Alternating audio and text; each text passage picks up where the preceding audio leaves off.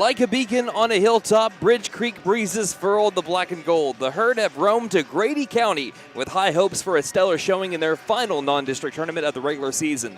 The Lady Buffs have been oh so close to that first win, and the Buffs are feeling like they have a shot to come away with first place hardware. Can the black and gold start this Bobcat Classic off on the right foot and keep the ball rolling?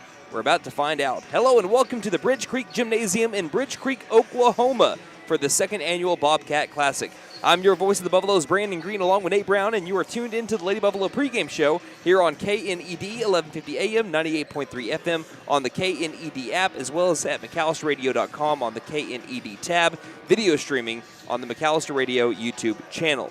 Today we have the Chickasha Fightin Chicks and your McAllister Lady Buffaloes for day one of the tournament. Partner, it was about a 2.5-hour drive out here southwest of Oklahoma City. The herd didn't come all this way to not put on a show. What do you want to see from the Lady Buffs today against a formidable foe in Chickasha? Well, what I'm looking to see from the Lady Buffs here today, I'm looking to see just a lot of tough basketball being played.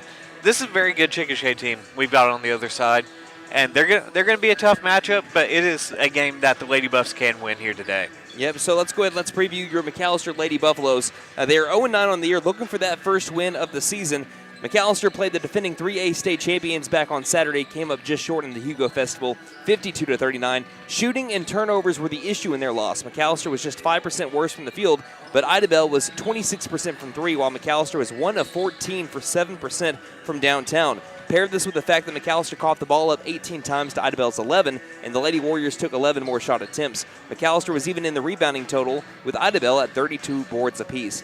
Some stellar performances, starting off with Rylan Lesnow. She had 12 points on 36% shooting with 7 rebounds as well. And Cambry Zoomer with 12 points on 29% shooting. She as well had 7 rebounds. And Avery Alberson had 4 steals. Taylor Williams with a career-high 6 rebounds for the sophomore. So as we now look at their opponents that they're going to be taking on today, the Chickasha Fightin Chicks here at the Bobcat Classic. Before we do that, let's look at the Bobcat Classic in general. This is only the second year that they've had this tournament.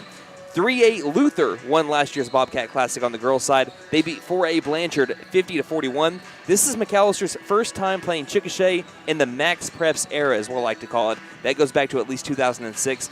You really can't find matchups beyond 2006 past Max Preps. I think I was at the game only goes to about 2010 when it comes to basketball. Right, yeah. So this is the first time that we know of that McAllister has played Chickasha. So we'll see who gets the first win in this new series. So now let's look at the Chickasha Fightin Chicks, led by head coach Jace Johnson. They're 9-7 on the year. It's already their best season since 2015-2016 when Chickasha went 21-6 and was beat out of the area tournament. So far this year, they're averaging 44.4 points per game, giving up 41.7 points per game. So they don't score a ton, but they also don't give up a ton of points either. They were 8-17 last year, and this is what's pretty interesting. They were 8-18 the year before that as well. So they've had 8 wins 2 consecutive years before this year. Before that, they were 6-16, 7-19. They just were not getting above 500. They weren't getting above 8 wins for a little while until this year. This is their, like I mentioned, their best year that they've had since 2015-2016. They finished 4th place in last year's Bobcat Classic. They beat Lindsay 35-31, but they lost to Blanchard 41-26 and lost to Durant 48-44 in the 3rd place game. So far this year, they placed 4th in the Duncan tournament, and they were 2-0 in the Lindsay tournament, and that 3rd game got canceled due to weather. They have no common opponents with the Lady Buffaloes this year. Their season high has been 65 against Little Axe, so they do know how to put up points.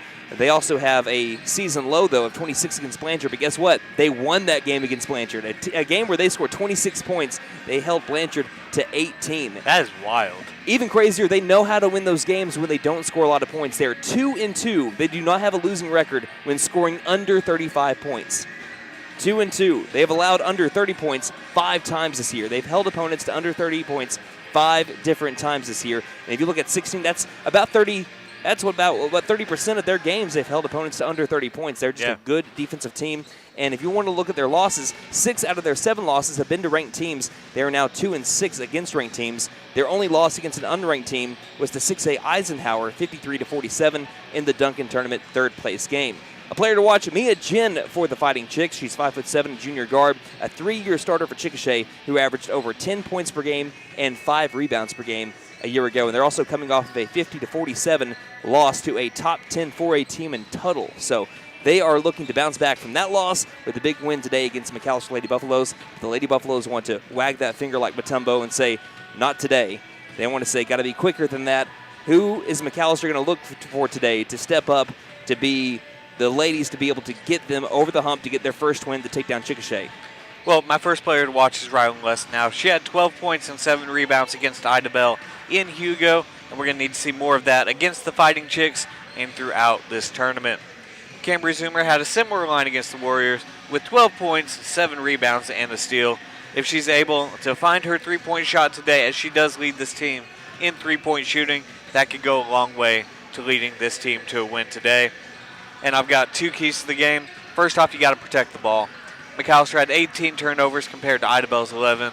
Well, the Lady Warriors took 11 more shots from the field than the Lady Buffs. Against a team that is as talented as Chickasha is, you can't afford to give them extra chances. And finally, make the Fighting Chicks respect your perimeter offense. With McAllister's issues shooting from beyond three-point range, teams have been able to kind of pack the paint against the Lady Buffs early on this season.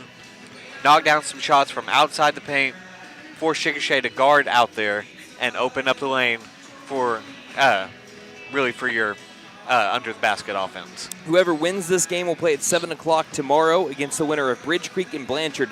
That game is not until 7 o'clock tonight, but we will give you an update on who won that game to see who McAlester will be playing. Again, vice versa, whoever loses that game between Bridge Creek and Blanchard will take on the loser of this game at 1 o'clock tomorrow in the consolation side. So for the Lady Buffaloes, they're either playing at 7 o'clock tomorrow in the winner's bracket or 1 o'clock tomorrow in the consolation bracket against either Bridge Creek or Blanchard.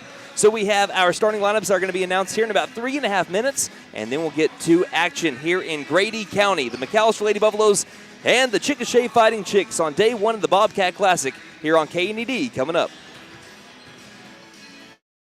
McAlester Direct Primary Care offers 24/7 access to your provider, deeply discounted rates on labs and imaging, more time with your provider, same-day or next-day appointments, and even home visits for a flat monthly membership fee. We now offer hormone replacement therapy in addition to our other services. For more information, please stop by our office, McAlester Direct Primary Care at 6th and Carl Albert, or give us a call at 918-233-6522.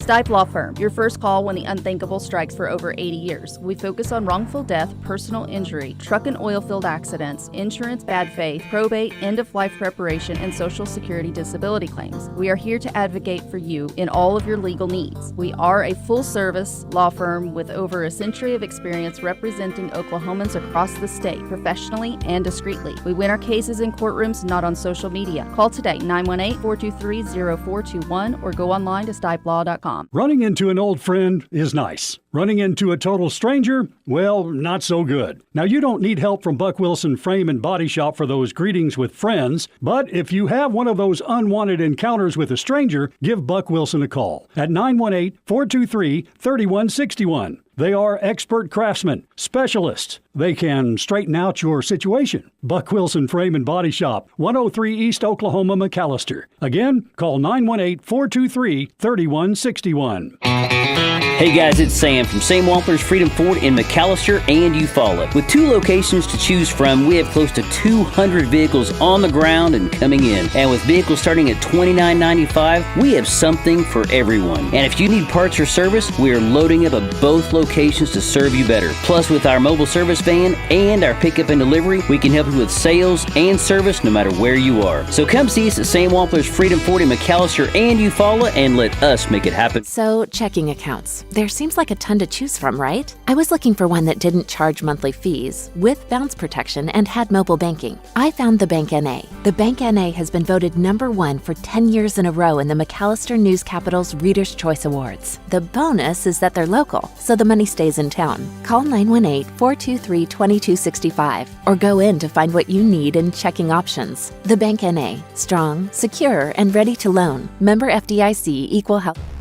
At Fenton Nissan, we keep you moving with our wide selection of pre-owned vehicles. Every pre-owned vehicle receives a 126-point inspection. We have close relationships with over 20 financial institutions to keep you moving in a new-to-you vehicle of your dreams. Visit Fenton Nissan for a great selection of pre-owned vehicles. great trade-in values, and the best deal. Don't forget to tell them Morgan sent ya. Fitton Nissan is your best deal dealer. Shop us online now at fittonnissan.com.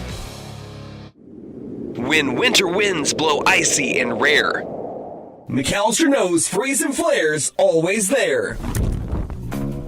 From frosty nights to winter's chill, we'll keep you warm with expert skill. Heat pumps, furnaces, service that's fair, don't despair. Call Freeze and Flare Heat and Air. Mechanical license number 001444485. We're licensed, bonded, and insured.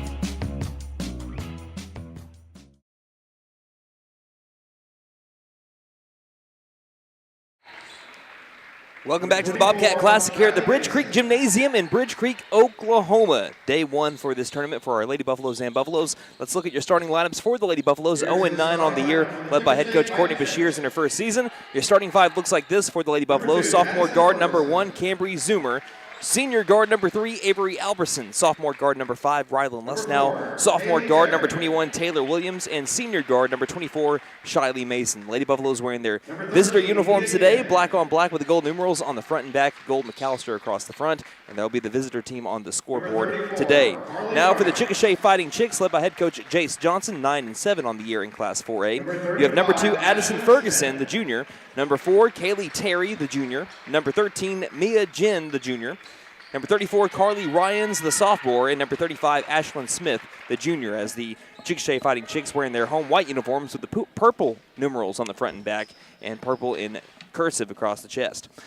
Now time for your tip-off, brought to you by McAlester Clothing Consignment. Accepts consignments Mondays, Wednesdays, and Fridays and offers a 50-50 split. Consign with us and pick up great bargains. 1212 South Main McAlester behind Dollar General. McAlester will be moving the ball right to left when they have it, and the Fighting Chicks left to right when they do. It's Rylan Lesnow inside the circle with, I believe, number 35, Ashlyn Smith. No circle today, just a big Bobcat logo if you're listening on radio. Ball's up in the air. Tip is won by, Chickasha, as it is basketball time here in the Heartland just southwest of OKC. Ball on the right wing back between the rings as they swing it over to the left side. Open for a three, but didn't take it was Terry. Passes it back out to the left elbow to Ryans. Ryans will take the in the paint 2 and miss it. Rebounded down low by Taylor Williams, and McAlester forces the Fighting Chicks to go one and done on that possession. Just getting started here on day one of the Bobcat Classic. Zoomer, overhead pass to the right wing to Alberson. Alberson loosely double-teamed, cross-court pass back over to Zoomer, left wing. Overhead to the near corner. Mason guarded up well. One dribble, back out to the front court. Zoomer surveys the field. 2-3 zone defense being played by the Fighting Chicks. Alberson lost the handle, but is able to bounce pass it into the corner. Pull-up jump shot from the baseline is missed by Rylan Lesnow. Knocked around and rebounded by the Fighting Chicks. And they will move it the other way. Again, left to right go the Fighting Chicks when they have the ball in the first half. Lady Buffaloes will move it right to left. Bounce pass, right wing. Jen. Little lob pass back between the rings. Back to Jen. Jen, near corner. 3 balls on the way. It's off the iron. Rebounded by Williams again. 2 consecutive defensive rebounds for Taylor Williams, the sophomore, in 2 consecutive possessions. And McAlester doing a good job of cleaning up the offensive glass down there. And on the other side, Williams looked like she got hit in the head, but no whistle. She went up with the shot. It was missed, and we have a jump ball that will stay with the Lady Buffaloes as Shiley Mason was able to get her hands on it. And the Lady Buffaloes will inbound along the baseline. But Taylor Williams, she came off a, I believe, career-high 6 rebounds against Idabel back on Saturday in Hugo. And has 2 quick ones here today, just a minute and 17 seconds in. No score yet. Inbound, low post. Williams double-teamed in the low post. Has it stripped from her by Carly Ryans. Ryans bounce pass across the timeline. Jen into the paint. Euro step floater on the way, off the mark. Rebounded by Zoomer in the low post. And dribbles around Carly Ryans. Chickasha starting out 0 for 3 from the field. Pass ahead to Lesnow. Lesnow double-teamed as she goes towards the rack, can't score. She fights for her own board, is able to tiptoe. What a find for Cambry Zoomer as she was falling nearly across the baseline. She's able to find a wide-open Rylan Lesnow set up right next to the rim, and McAlester has an early 2-0 lead on the Chickasha Fighting Chicks. And a near steal by Rylan Lesnow on the other side as they were playing press defense here.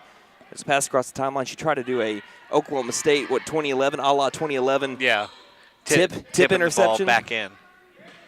No dice there, and the Fighting Chicks will get the inbound. Jen cross-court pass almost stolen by Zoomer. Finds his target, though, in the left wing. Back to the high post. Ryans, bounce pass back outside. The pump and drive is Ferguson. Ferguson low post. Lost the ball on the way up, but I think you can call that a block there for Shiley Mason. Mason has 3 blocks on the year. Make it 4. Make it 4. Baseline inbound. Lady Buffaloes lead 2-0 here. 5:57 remaining in the first. Ferguson will inbound right at the glass. She lobs it out just beyond the perimeter to Ashlyn Smith, who hands it off now to Ryans. Ryans back inside, low post. Jen backing up. Zoomer, the two is up, wildly off. Offensive rebound, though, by Smith, and she throws it away. She was trying to find someone along the left wing and threw it into the McAlester bench.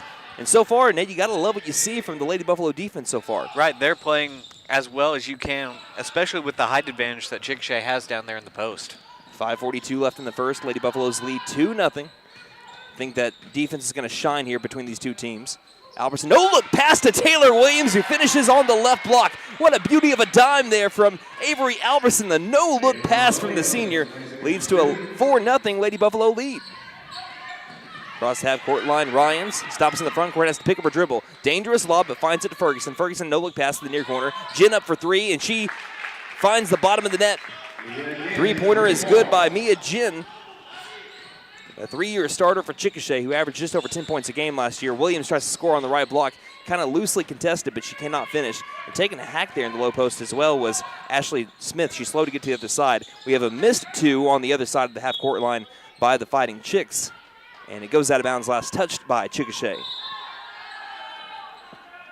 So again, McAlester leading 4-3, 4:56 remaining in quarter number one on day one of the Bobcat Classic. Chickasha just 1 of 7 from the field right now. They're only make that three-pointer on the previous possession.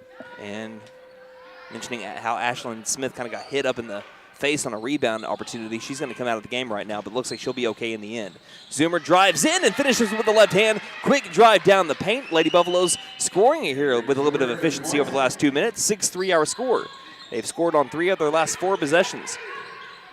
Now down the far sideline, Terry drives, kicks into the corner. They'll dribble it back around the perimeter.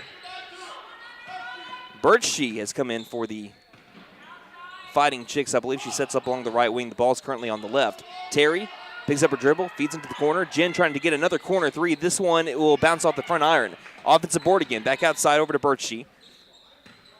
Birchie straight away back to Birchie. Left alone. Thought about the three. Closed in on. Back straight away. Jen will take another three-point attempt. That one is off. And we have a push down in the low post.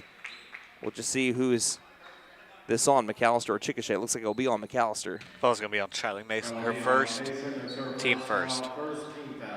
In 6-3, Lady Buffaloes lead the Fighting Chicks, 4:09 left in the first. And Mason will check out. Kaylee Knight checking in. Birchie inbounds to Jen. She pulls up, 8-foot jumper, banks in. 6-5 game. Lady Buffaloes lead has been cut down to 1 as they inbound over to Zoomer just in front of the baseline. She dribbles past her defender, but guarding her really well down the far sideline is Terry. A little bit too well, made too much contact with Zoomer. And that'll be Terry's first personal. First team foul on Chickasha as well. About halfway through quarter number 1 and a 1-point Lady Buffalo lead. Albertson passes high post to Williams, tries to feed it baseline to Lesnow, and it's knocked out of bounds by Carly Ryans. So possession stays with McAlester, baseline inbound, just right at the glass here. Avery Albertson set to do the honors. Albertson looks, bounce pass to Williams, mid-range jumper. It will almost bank in, and Rylan Lesnow had her hands in on an offensive rebound, just could not haul it back in and snatch it to her left hand. So the ball goes back over to the Fighting Chicks. 3:43 left in the first. Ball finds its way to Terry, left wing to Jen, high post, back outside. Terry, left wing, 3 for the lead, airballed. Offensive rebound on the other side of the glass. Turnaround jump shot off the bottom of the backboard by Vanessa. And we have a rebound by Lesnow. She takes it down the floor. 2-on-3, doesn't have the numbers, waits on her offense. Feeds it to a trailing Zoomer. Zoomer pass to the left wing to Albertson. High post to Williams. Williams looking around, back outside to Knight. Knight right wing, kind of ran over her lady, but she was caught up with Kaylee Terry. This should be Terry's second personal foul. And Bodie Nystrom getting ready to check in for the Lady Buffaloes. Terry, that's her second foul, 2 team fouls on Chickasha. She will check in for Taylor Williams. Lady Buffaloes up 6-5 on the Fighting Chicks with 3:15 left in the half, or excuse me, in the first quarter. Lesnow in the paint trying to work off of the pivot foot and goes up and scores. That is a high difficulty shot. And Rylan Lesnow made it look easy. 8-5 is the score. Lady Buffaloes still leading the Fighting Chicks. They have not trailed to them yet. Under 3 minutes left in the first, and Bodie Nystrom straight off the bench is able to snag in an interception. Lady Buffaloes going the other way. Oski. Les now baseline. Try getting down into the low post, and we have a blocking foul here on the Fighting Chicks. I'm waiting to see. It's going to be number 24. That will be Sydney Birchgee. That'll be her first. And third team foul on Chickasha.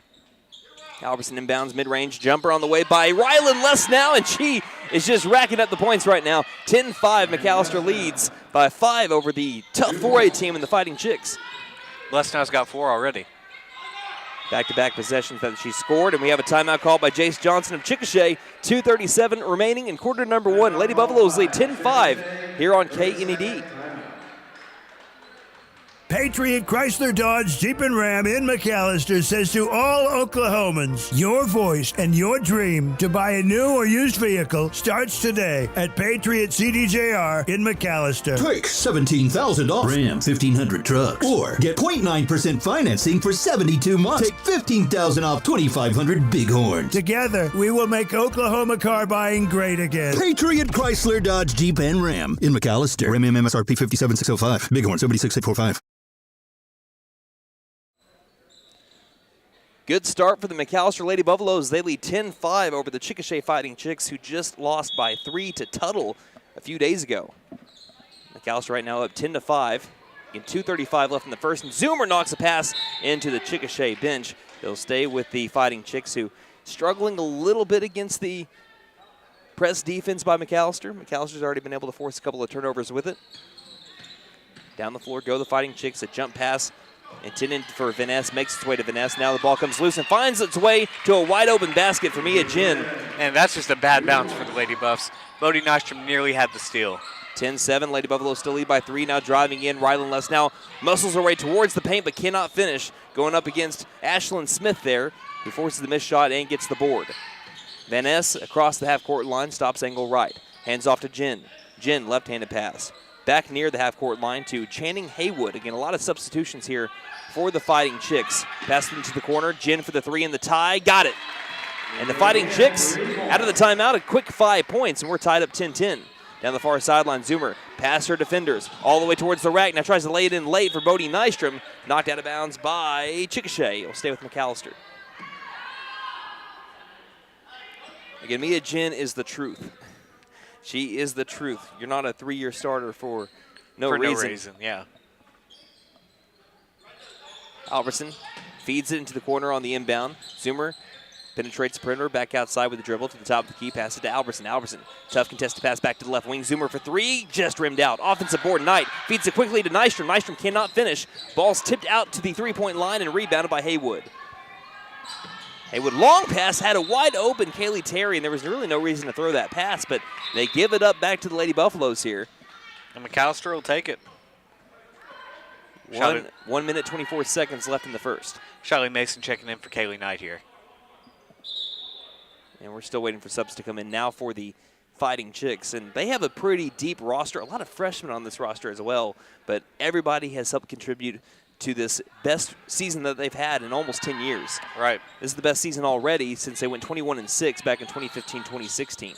Les now a dangerous pass trying to find Mason in the high post, and it's intercepted by Jen. And Zoomer says, give it back to me. And she saves the ball to Mason. What a play with the non-dominant hand there by Cambry Zoomer to keep the play alive and the steal alive. A pass in the mid-range area, though, is batted back to the Fighting Chicks. They throw it ahead to Ferguson. Ferguson, wide open, low post, goes up for 2 and just got spooked. Too strong. I thought she was expecting someone to block the ball behind her, and she went up for the pump fake, and then she just got spooked too strong with the shot. And going the other way, Zoomer is fouled near the right elbow area. Foul should be on number 1. It is on Channing Haywood. That'll be Chickasha's 4th team foul, first personal on Channing Haywood, the sophomore. And she checks out. Checking in will be number 15 for Chickasha. Which will be Brinley Alexander. We've had nearly the entire team for Chickasha play in this first quarter. Yeah, I was thinking to myself, surely the entire team isn't going to play in this game, but what do I know? Mason still looking, finds Les now, low post, contested 2, can't get it. Rebounded on the other side of the glass by Ferguson. And she'll take it herself down the floor. 38 seconds left in the first quarter. Tie game 10-10 between the Lady Buffaloes and the Fighting Chicks. Far corner, back out left wing. Feeding inside, 2 is up, and Jen still with another 2-pointer. And the Fighting Chicks have their first lead of the game, currently on a 7-0 run over the Lady Buffaloes. 12-10 our score, 20 seconds left in the first. Zoomer right front court, picks up her dribble. Guarded up well by Alexander. Bounce pass left wing, 3-pointer on the way by Mason, too strong. Rebounded by Jen down in the low post, and she is fouled. Caught up with Bodie Nystrom as she fell to the floor and lost her shoe in the process. We have a flat tire. And there was foul called on Bodie Nystrom, her first, team second. 9 seconds left in the first, but a well-used timeout by Jace Johnson has led to a 7-0 Fighting Chicks run that has led to their first lead of the game. And while we were waiting on Jen to get her shoe back on, how about the facilities here at Bridge Creek, buddy? It is beautiful in here. I mean, looks like it was built the same time that the MAC was built, actually. Ferguson, pass inside, down to the low post. Contested 2 on the way, and sunk by Carly Ryans. 3 seconds left as McAlester have a shot here. Half-courted shot at the buzzer by Zoomer. Almost got it just a little bit off to the right, but it had the oomph. But a 9-0 run to finish off the first quarter by the Fighting Chicks leads to a 14-10 lead over the Lady Buffaloes. We'll be back in just a moment with quarter number 2 on the way here on KNED. McAlester Direct Primary Care offers 24/7 access to your provider, deeply discounted rates on labs and imaging, more time with your provider, same-day or next-day appointments, and even home visits for a flat monthly membership fee. We now offer hormone replacement therapy in addition to our other services. For more information, please stop by our office, McAlester Direct Primary Care at 6th and Carl Albert, or give us a call at 918-233-6522.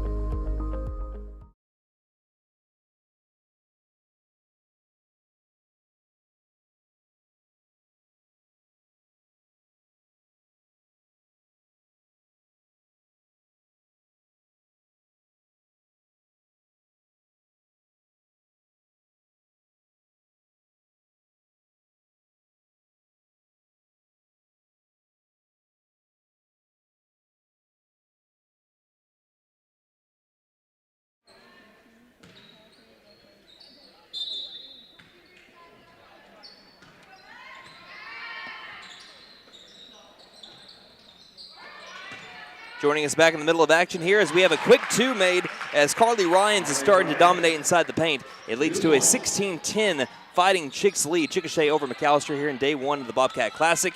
Again, you're listening to KNED as Rylan Lesnow goes up for a 2, has her shot blocked, rebounded by Jen. It has been an 11-0 run since McAlester went up 10-5 on Chickasha in the first quarter. Left elbow 2 on the way by Ryans. This one's a little off, a collective heat check for her. Jen's got the rebound and she'll set up the offense beyond the perimeter. Passing it back out to the logo where Brinley Alexander was able to grab it. A lot of freshmen playing. Again, we had 9 different players playing the first quarter for the Fighting Chicks. Lob out, far corner. 3 ball on the way and made. And we have a foul on the shot as well. Hitting the deck and making the 3 in the process was Addison Ferguson, the junior. And it is a 19-10 game all of a sudden with the Fighting Chicks with a chance to double up their lead. Foul was on Charlie Mason, her first team foul of the second quarter. She takes a deep breath, spins the ball, looks at it for a split second. Bends the knee, shot is on the way and good. And it is a 20-10 Fighting Chicks lead over McAlester on a 15-0 run currently. What can McAlester do to get out of this? I mean, earlier they were able to get their shots to fall. Really, well, you can do that as they find Bodie Nystrom down in the low post, and she was nearly about to score, but she was fouled in the process first, so she'll have to try to earn these points the hard way. This trip to the free throw line, McAllister's first trip to the charity stripe, is brought to you by Big V Feed Center. For your animals' needs plus winter feed booking prices, call 918-426-1951. Nystrom spins the ball, eyes the rim. First shot is on the way and good, and that breaks that 15-0 run. Nystrom coming into this game 63% from the free throw line. She has a team-leading 48% from the field this year. Came off a 7-point performance against Idabel this previous Saturday at the Hugo Festival. Her second free throw is too strong. Is bounced off of a Fighting Chick, and Nystrom's got her own rebound back outside. McAlester with the chance to be able to get a couple more points here. Near corner, Mason takes the corner 3, can't get it. We have a fight in the corner for the rebound. We'll have a foul here first, and by the reaction of Rylan Lesnow, I think she thinks it's on her. And it will be. That'll be her first personal. Second team foul, second quarter. But what McAlester can do, they kind of backed off on the defensive side that led to that 3 on the previous possession. And then they up it, and that leads to a steal here by Bodie Nystrom on the press again. That press is giving Chickasha some fits right now. Right, and I think you have to stick with it until they prove they can break that press consistently. A pass to the high post is knocked away by the freshman Brinley Alexander and stolen by the Fighting Chicks. Pass into the corner. Jin, past Nystrom, pulls up for the 15-foot jumper, too short. Nystrom's got the rebound in the low post, trying to get around Jin. She'll bounce pass it to Zoomer, who takes it down the far sideline. 6:17 left in the half, 20-11 McAlester trails Chickasha. Dangerous pass, just a little bit of a soft touch pass, is intercepted by Ferguson. Down the floor she goes and scores with the left hand. Madison Ferguson turns a steal into 2. 22-11, 6:03 left in the half. Chickasha shooting 41% from the field right now compared to McAllister's 29. Bounce pass right wing, back out, right elbow. Nystrom for 2, got it, rattled the rim. McAllister's first made shot from the field since about the 3-minute mark of the first quarter. 22-13, Lady Buffaloes trail by 9. Jin weaving through traffic up with a 2. Left it off the glass, left it off the rim. Rebounded there by Mason. And Zoomer once again down the floor. 5:35 left in the half. McAllister trying to bite into a 9-point deficit. Alberson pass to the corner. Mason bounce pass baseline. Nystrom turnaround jump shot. That one just a little out. Pinballed out. Kaylee Knight getting ready to check in for the Lady Buffaloes with 5:20 left in the half. Ferguson, overhead pass just inside the 3-point line to Ashlyn Smith. Smith gets it near corner. Jin, the corner 3, got it. Mia Jin is just dropping dimes into the bucket from the corner 3 area. Doesn't matter which way it's on. Right now they're shooting 4 of 8, 50% from 3-point range. She's got 3 of those 4 made threes. Fighting Chicks lead 25-13 over the Lady Buffaloes. Nystrom double teamed and tries to dribble away from it, and Jin's got the steal. Jin down the floor. Has to beat 3 different Lady Buffaloes. Tries to feed it to the opposite block. And do we have a foul, or is this just out of bounds? I think it's just out of bounds. It'll stay with the Fighting Chicks. Kaylee Knight checking in for Avery Alberson. 4:46 left in the half. Chickasha trying to build on their lead. And inbound over into Ashlyn Smith, and the junior scores with the left hand inside the paint. And it's a 14-point Chickasha lead. And since it was 10-5 advantage McAlester, it has been that's 22-3 since. Yeah. Trying to feed it down inside to Les now. A pass is knocked out of bounds by the Fighting Chicks. And a timeout will be called by Coach Bashir. It's their first timeout today. We'll take that timeout with them. 4:26 left in the half. Lady Buffaloes trail 27-13 to Chickasha here on KNED.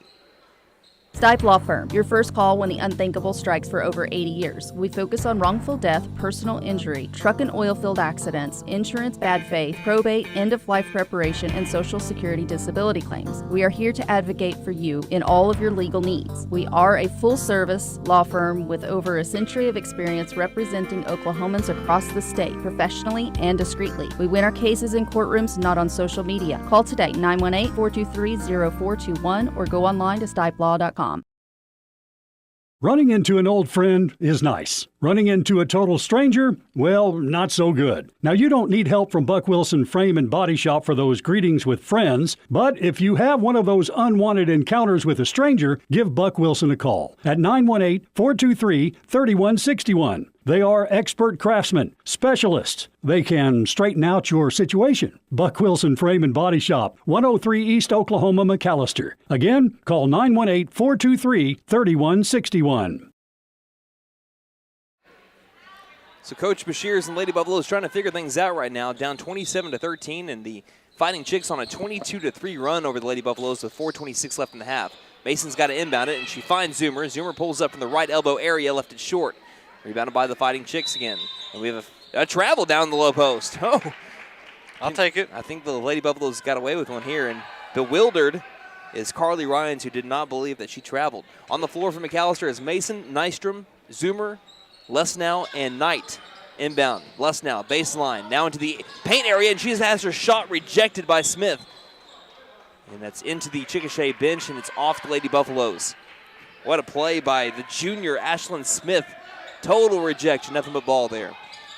Inbound, finds his way across half-court line on the inbound pass to Jin.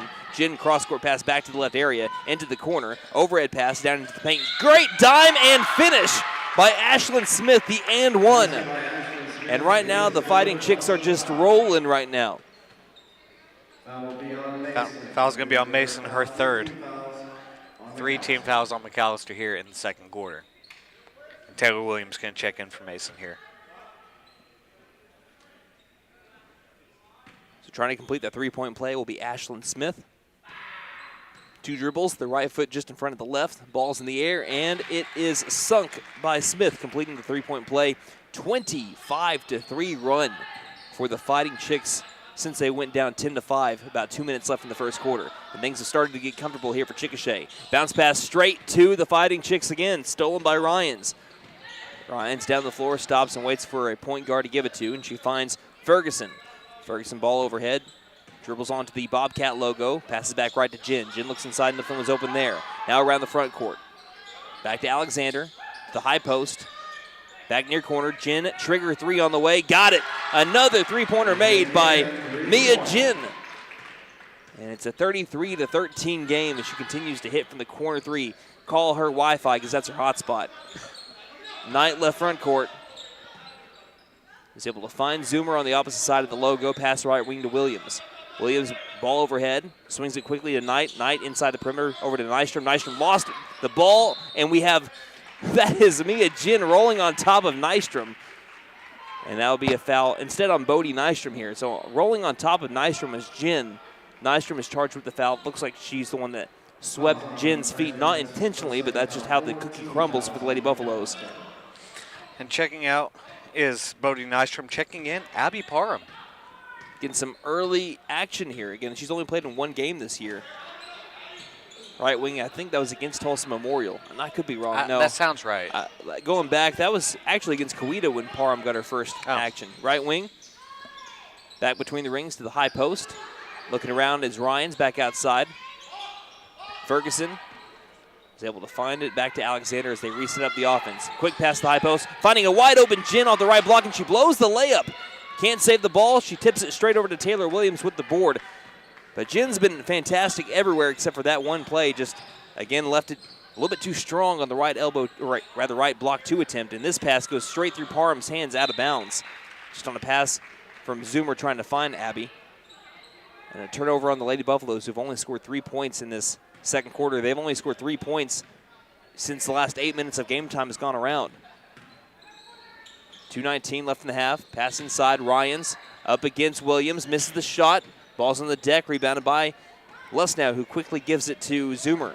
Zoomer down the floor, behind the back dribble. Top of the key, feeds it, low post area. Lesnow, 1 dribble, guarded up strong, and she's going to travel as she tried going up against Ashlyn Smith. And you mentioned it, Nate. It just, Chickasha has the size advantage today. They have some towering figures inside the paint, and playing great defense has been Ashlyn Smith. Not a ton of points today for the junior, but she is preventing McAlester from getting anything down into the low post, and that's where McAlester really makes their money offensively. Right. I mean, there's not a whole lot they can do whenever she's down there guarding the paint. She is a force on the defensive side. And here on the left elbow, she misses the shot. Jin gets the rebound. She misses her shot off the left block, gets her own rebound again, dribbles around the paint, back into the paint, lost the ball, took some contact. We're diving all over for it, and we'll be having a foul on Jin here. Can never question Mia Jin's hustle and her heart, because she got about 3 offensive rebounds there and was still fighting for a ball that was destined to go out of bounds. And that's just her first personal, and she will check out here. Her first break of the game. 2 team fouls on the Fighting Chicks. McAlester has 4. 1:33 left in the half. Knight, left wing, dribbles inside the 3-point line. Bounce pass back outside, intercepted. Stone on the bounce pass, dribbling the other way. A wide open layup is missed again. Olivia Wilson with the miss. And we have a fight for the rebound with a tie ball, jump ball going to McAlester. Who was in there on that jump ball? I missed it. We had a few Lady Buffaloes, but I believe it was Shiley Mason as I was trying to get Olivia Wilson as she checked into the game for the first time. Again, most Fighting Chicks players have played in this game, 10 out of the 16 so far. Bounce pass baseline. Williams, cross-court pass into the near corner along the baseline. Knight feeds it back to the right wing. Bounce pass quickly to Lesnow. Baseline back outside right wing. Mason, bounce pass into the paint. Knight tries going up for 2, but traveled first. And turnovers have just been bad for the Lady Buffaloes here in the second quarter. That has been most of their problem. But again, they're going up against a juggernaut and a defense that held Blanchard. I'm talking about Blanchard to 18 points. Yeah, there's been 11 turnovers by McAlester here in the first half. By the way, Blanchard is in this tournament. McAlester will play either Bridge Creek or Blanchard. If they cannot overcome this deficit of 20 points right now, they'll play tomorrow at 1 o'clock against the loser of that game between Bridge Creek or Blanchard. They play at 7 o'clock tonight. Left wing, Ferguson, hook pass into the high post. 2 is on the way by Smith. She got another 1-and-1, her second one of the game, second one of the half even. And it's a 35-13 game. Foul's going to be on Kaylee Knight as her first. And for the last 41 seconds of this first half, Chickasha will be in the bonus. And this will be the third and one of the second quarter. The free throw is made by Smith. The three-point play has been completed, and it is 36-13. In a 31-3 run right now for Chickasha. Everything going their way since that first quarter Jace Johnson timeout. As Les now can't save an errant pass, trying to throw it over the top of a fighting chick. It was intended for Shiley Mason, and Les now cannot save it right along the far sideline. 28 seconds left in the half. Top of the key. Ryans feeds it right wing. Jen back into the game. Drives baseline, and she's fouled in the low post. This one will more than likely be on Rylan Les now. And I believe that'll be her second, if it is. Yes. She was going up for the block, just made too much contact on Jen. That's going to be on Les now. That's her second foul. Like I said, it's been all Chickasha since the 2-minute mark in the first quarter. First free throw is missed. That's her first miss of the day, 3 of 4 from the free throw line. We entered the second quarter in a 14-10 game, I believe. Yeah. So it has been a 22-3 second quarter for Chickasha. Jen's second free throw is nothing but net. She goes 1 of 2 from the line. It is 37-13. And she'll check out again. Checking in will be number 1 for the Fightin Chicks. That is Channing Haywood back in. Zoomer down the floor, what more than likely will be McAllister's final possession here at the first half. Pass high post to the right elbow area. Les now has her pocket pick, but she was fouled first, and she was hoping to have someone help her up. She finds Zoe Vaness in a good show of sportsmanship.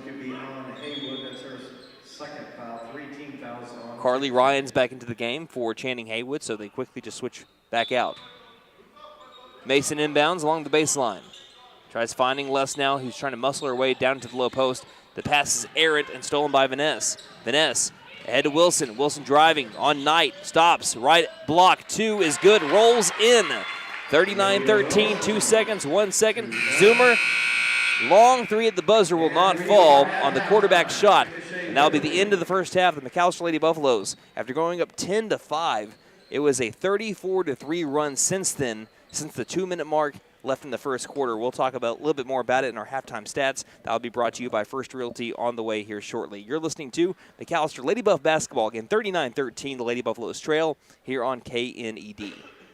Hey guys, it's Sam from Sam Wampler's Freedom Ford in McAlester and Eufaula. With 2 locations to choose from, we have close to 200 vehicles on the ground and coming in. And with vehicles starting at $29.95, we have something for everyone. And if you need parts or service, we are loading up at both locations to serve you better. Plus, with our mobile service van and our pickup and delivery, we can help you with sales and service no matter where you are. So come see us at Sam Wampler's Freedom Ford in McAlester and Eufaula and let us make it happen for you. So, checking accounts. There seems like a ton to choose from, right? I was looking for one that didn't charge monthly fees, with bounce protection, and had mobile banking. I found the Bank NA. The Bank NA has been voted number 1 for 10 years in a row in the McAlester News Capital's Reader's Choice Awards. The bonus is that they're local, so the money stays in town. Call 918-423-2265 or go in to find what you need in checking options. The Bank NA. Strong, secure, and ready to loan. Member FDIC, Equal Housing. At Fenton Nissan, we keep you moving with our wide selection of pre-owned vehicles. Every pre-owned vehicle receives a 126-point inspection.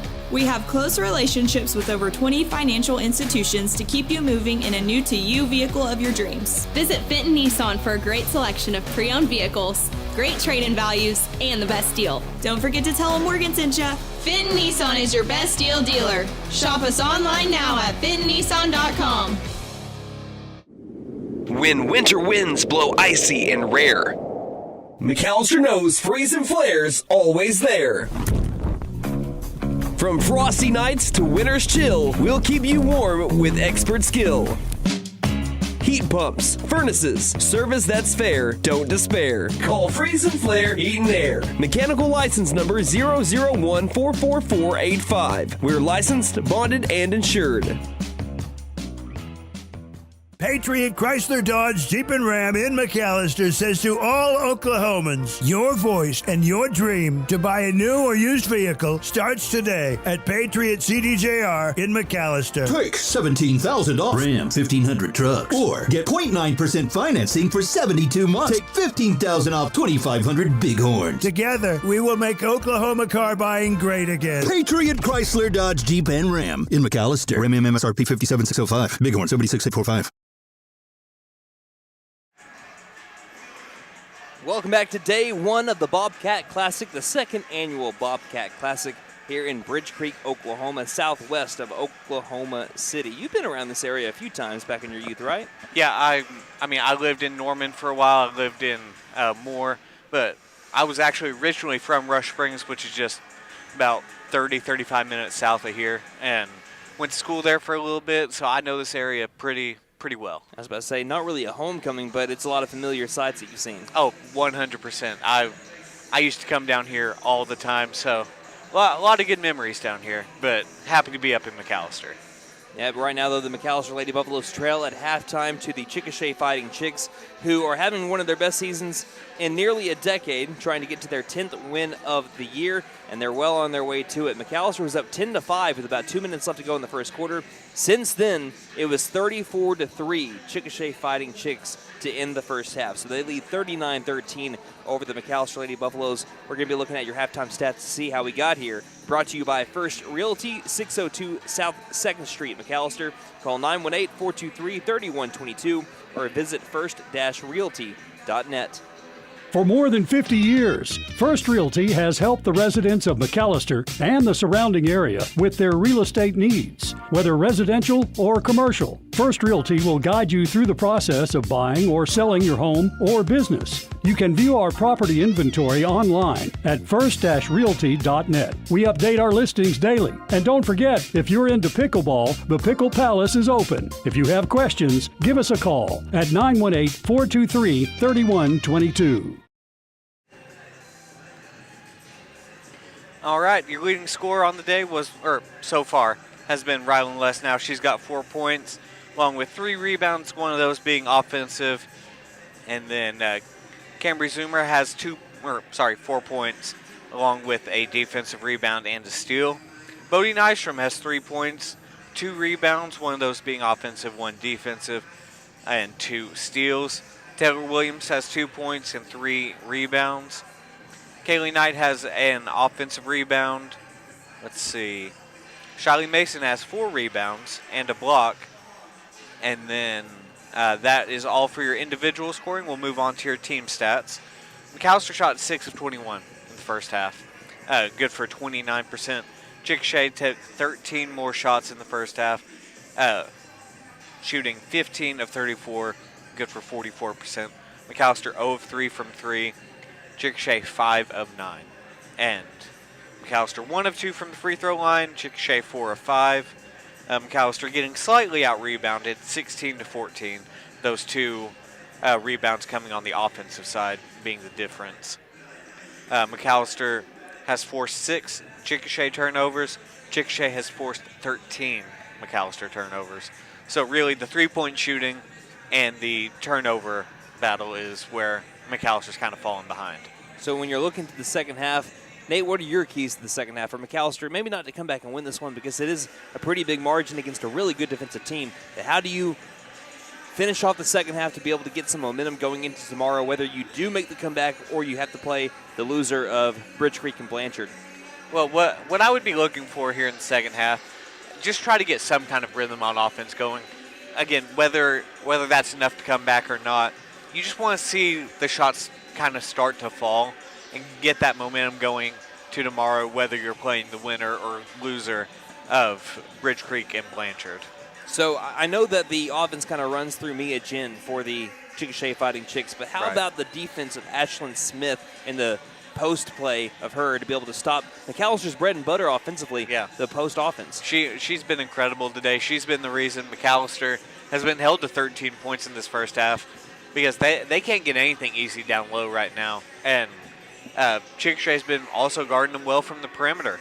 So really the only way that you can break that and maybe get some more open shots down the low post where you make a lot of your money. You got to make threes. You have to make threes, or you have to be able to make shots about 10, 15 feet away from the basket. Yeah, those mid-range at least jumpers. Open up the perimeter, or open up the paint a little bit. Right, so we're going to see if McAlester can do that. Those are your keys to the second half. And halftime stats brought to you by First Realty, 602 South 2nd Street, McAlester. Call 918-423-3122 or visit first-realty.net. Again, the winner of this game goes on to play the winner of Bridge Creek and Blanchard, who play at 7 o'clock tonight. Again, the winner of this game plays at 7 o'clock tomorrow in the semifinals of the Bobcat Classic. The loser of this game plays at 1 o'clock in the consolation side against the loser of that Bridge Creek Blanchard game. We will take a 2-minute break. When we come back, second half action on the way. 39-13, the Chickasha Fighting Chicks lead your McAlester Lady Buffaloes here on KNED. Running into an old friend is nice. McAlester Direct Primary Care offers 24/7 access to your provider, deeply discounted rates on labs and imaging, more time with your provider, same day or next day appointments, and even home visits for a flat monthly membership fee. We now offer hormone replacement therapy in addition to our other services. For more information, please stop by our office, McAlester Direct Primary Care at 6th and Carl Albert, or give us a call at 918-233-6522. Stipe Law Firm, your first call when the unthinkable strikes for over 80 years. We focus on wrongful death, personal injury, truck and oil field accidents, insurance bad faith, probate, end-of-life preparation, and Social Security disability claims. We are here to advocate for you in all of your legal needs. We are a full-service law firm with over a century of experience representing Oklahomans across the state, professionally and discreetly. We win our cases in courtrooms, not on social media. Call today, 918-423-0421, or go online to Stipe. Running into an old friend is nice. Running into a total stranger, well, not so good. Now, you don't need help from Buck Wilson Frame and Body Shop for those greetings with friends, but if you have one of those unwanted encounters with a stranger, give Buck Wilson a call at 918-423-3161. They are expert craftsmen, specialists. They can straighten out your situation. Buck Wilson Frame and Body Shop, 103 East Oklahoma, McAlester. Again, call 918-423-3161. Hey guys, it's Sam from Sam Wampler's Freedom Ford in McAlester and Eufaula. With 2 locations to choose from, we have close to 200 vehicles on the ground and coming in. And with vehicles starting at $29.95, we have something for everyone. And if you need parts or service, we are loading up at both locations to serve you better. Plus, with our mobile service van and our pickup and delivery, we can help you with sales and service no matter where you are. So come see us at Sam Wampler's Freedom Ford in McAlester and Eufaula and let us make it happen. Welcome back in the middle of action as the Fighting Chicks pick up where they left off in the first half with a Gin score off the left block to go up 41-13 on the McAlester Lady Buffaloes. Here in day 1 of the Bobcat Classic, I'm your voice of the Buffaloes, Brandon Green, alongside my stats man / color commentator, Nate Brown. On the floor for the McAlester Lady Buffaloes, Avery Alberson, Taylor Williams, who bounce passes it to the low post to Bodie Nystrom, who's on the deck trying to save the ball but cannot do so. And it will be Chickasha basketball, or at least it should be. I think they're going to keep it with McAlester. Woo! That was clearly touched by Nystrom out of bounds, but McAlester will take what they can get right now. Alberson again, Nystrom, Zoomer, Williams, and Lesnow on the floor. Bounce pass, a feed inside over to Taylor Williams off the inbound, is able to be banked in, and the Lady Buffaloes make just their second shot from the field since the first quarter. 41-15. 7-11 left to go in the third quarter, and that is a master class on how to break a press. Mia Jin once again off the right block. Now I'm rhyming. 43-15 our score. Chickasha leading the Lady Buffaloes. 7 minutes left to go in the third. Ran Zapote, he didn't even know it. Here we have a push, and it will be on the Lady Buffaloes on a loose ball. Ripping it loose was Kaylee Terry that led to that McAlester foul. It's going to be the third on the West now. First team foul of the third quarter. Am I still in your thunder? A little bit. 6:57 remaining in quarter number 3. Again, this will be a Lady Buffs and Buffaloes tournament. I know that the last tournament that we had for McAlester as we have a pass down inside. Beautiful feed. We're able to find Carly Ryans. Again, just the well-oiled machine in the Chickasha Fighting Chicks right now. 45-15, 30-point lead over the Lady Buffaloes. Avery Albertson pass side post. Williams back outside finding Lesnow. Lesnow pulls up. Nope, thought about it. Stops it. Guarded up really well. Double team bounce past the free throw line. Williams finds Nystrom down low. Back outside. Albertson 3 clanks off the iron. And it's still loose, and we'll have another foul here on the Lady Buffaloes on the off ball. It'll be on Lesnow again, her 4th personal foul. 2 quick fouls on her in the first 2 minutes of the third quarter. And it looks like she'll immediately check out. But as I was saying before we got back into the action, again, we have not had a Lady Buffs and Buffaloes tournament in the same week so far, and they're both here at the Bridge Creek Bobcat Classic. So McAlester boys will play after this one against Duncan. Their first time that they played the Demons since McAlester won the Dental Lodge Classic in Noble back in 2022. On their way to their best finish in, like I said, about 8 years. They went to the area tournament just 2 games away from the state tournament that year. Far corner 3 by Jen, hits off the side of the backboard, and it's rebounded by Mason. And McAlester now shooting on the right side of the half-court line. The Chickasha Fighting Chicks on the left. Here's a bounce pass into the low post. Skips back outside. Far corner 3 by Albertson is off the iron. Nearly fell in on the second bounce as this one rolls out of bounds. Last touch by McAlester. I think that Zoomer would have saved that ball if she thought that it was off the Lady Buffaloes, but that's why you go after it anyway. Yeah, you go after it regardless, and if you step out of bounds while you're saving it, then at least you tried to save it. Ferguson, feed to the right wing. Jin takes a jab step left, goes right, pulls up baseline jumper, off the back iron, offensive board, foul on the shot. 2 free throws for Carly Ryans on the way, who really helped spark the second quarter scoring for Chickasha. Jen was doing all she could to be able to keep it closer within McAlester in the first quarter. Really, the offense was anemic in the first quarter for Chickasha. Right. She was making her threes, though. That she was the offense, but it was Carly Ryans that stepped up in the second quarter that led to everyone else kind of joining. You know, when one person does something, everyone else wants to join in on the action. It started off with Jen, then to Ryans, and then to everybody else. First free throw was made by Ryans. It's now a 46-15 game. And that was Shiley Mason's 4th as well. So now we've got 2 Lady Buffs in foul trouble with 4. Just curious, how many fouls does McAlester have on the night? Or day, rather. Let you know momentarily. Nystrom got the rebound. 5:24 left in the third quarter and a 31-point deficit for McAlester. They tried throwing it to a cutting Taylor Williams, but she stopped her cut along the baseline. Went sailing out of bounds. Another turnover for McAlester, which is really mounted up here in the middle quarters. Top of the key, Ryans feeds it down low to Smith. Smith, tough 2, can't get it. Ball's bounced off of somebody. I don't know who. It looked like it was a Fighting Chick, though. It'll be McAlester basketball once more. Foul count is 11-7. McAlester with 11. So 8 out of the 11 fouls on McAlester coming from 2 players. Yep. And one of them is currently on the court right now.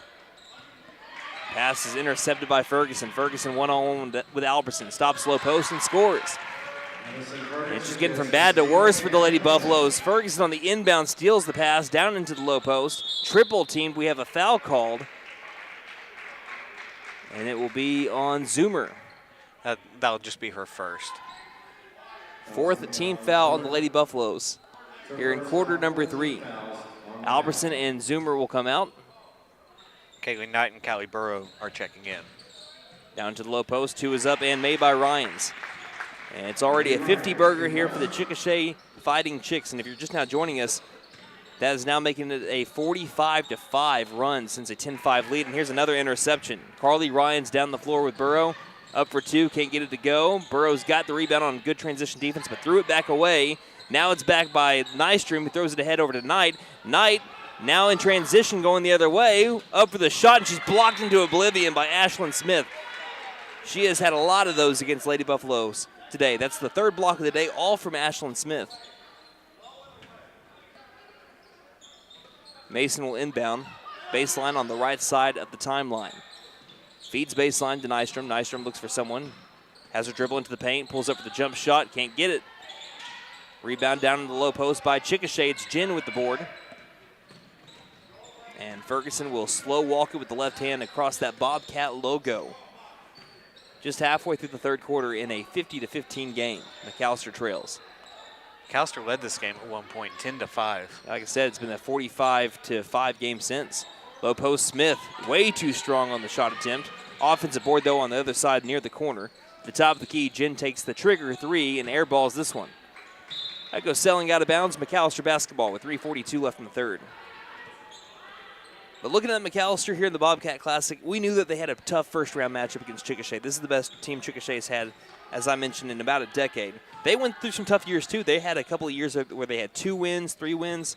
I think even one year, I might be mistaken. I think I might be thinking of Duncan. But there was one year, as Nystrom misses a 2 here, that goes out of bounds, last touch by the shooter.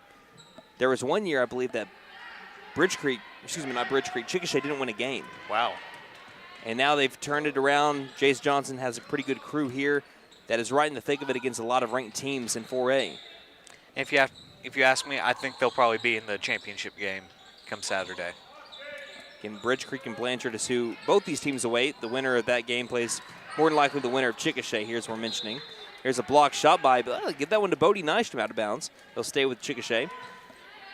But Bridge Creek and Blanchard is the team that plays at 7 o'clock on the same side of the bracket as us. McAlester will play the loser of that game at 1 o'clock tomorrow, unless they can make up the 35-point deficit they're in right now. Bounce pass top of the key. Smith just inside the 3-point line. Slow walks it back outside to Terry. Terry didn't play a lot of the second quarter. She got into a little bit of early foul trouble, but she's back in the game here in the third. Jen jab steps left, dribbles in, tries to get it to the baseline, and we have a foul called on McAlester. That's foul number 5. Now we'll send Jen to the charity stripe. Foul's going to be on Kaylee Knight, her second. Second foul, 5 team fouls. Puts Chickasha in the bonus. But yet the Fighting Chicks, I think they're a dark horse for the state tournament, 4A state tournament. First free throw by Jen is missed.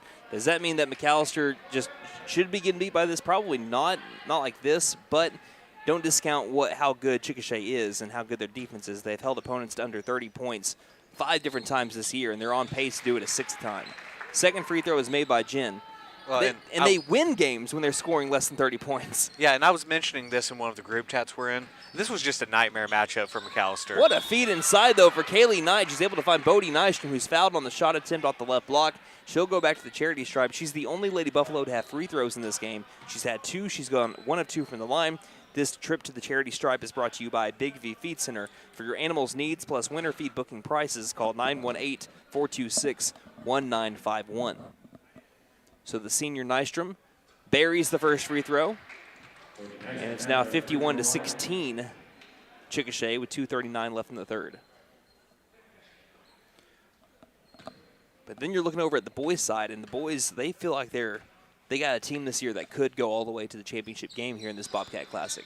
Second free throw is missed. Quickly, they pass the head over to Jen.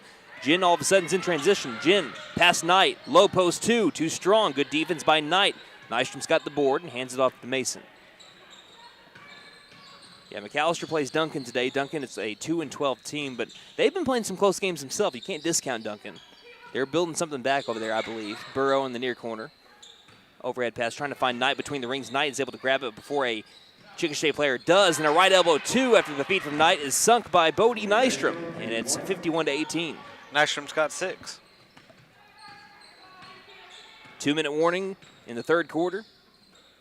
Jen with the ball, far sideline. Not a lot of people here today, but again, you have, Chickasha is not too far away here from Bridge Creek, but It's a Thursday during the midday. We encourage everyone, or we thank everyone first off for watching or listening to this broadcast. As McAlester just, again, went up against a really good team in Chickasha here in the first round. That's why they're down 51-18. But just not a very big crowd here today in Grady County. But as we get towards the quitting time bell at 5 o'clock, I'm sure this crowd's going to get a little bit more packed. I can guarantee that.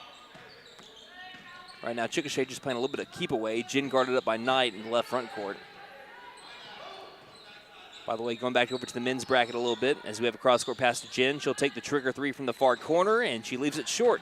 Rebounded by, Mason could have left it alone that time, and she tried touching it along the corner and couldn't get the board, so they give the ball right back over to Chickasha as we have a new 3 coming in for Mason, Williams, and Burrow. It is Lesnow, Alberson, and Zoomer with 1:12 left in the third. But McAlester will play If they beat Duncan, they'll play Plainview tomorrow. If they lose, they'll play Chickasha. But the boys are playing right after the conclusion of this game between the Lady Buffaloes and the Fighting Chicks. 1 minute left in the third. Chickasha keeping a 51-18 lead and slowing down really for the first time today. Ryans passing to the corner to Terry. Terry working off a screen by Ryans. Knight gets off that screen pretty quickly and is able to guard up Terry. Terry penetrates back outside to Ferguson. Ferguson just inside the three-point line, gets back out near the circle to Ashlyn Smith, who again is a post player but playing a little bit outside the perimeter right now. Ball finds its way back to Terry. Terry driving in, stops in the mid-range area, and she's dragged down by Kaylee Knight, I believe.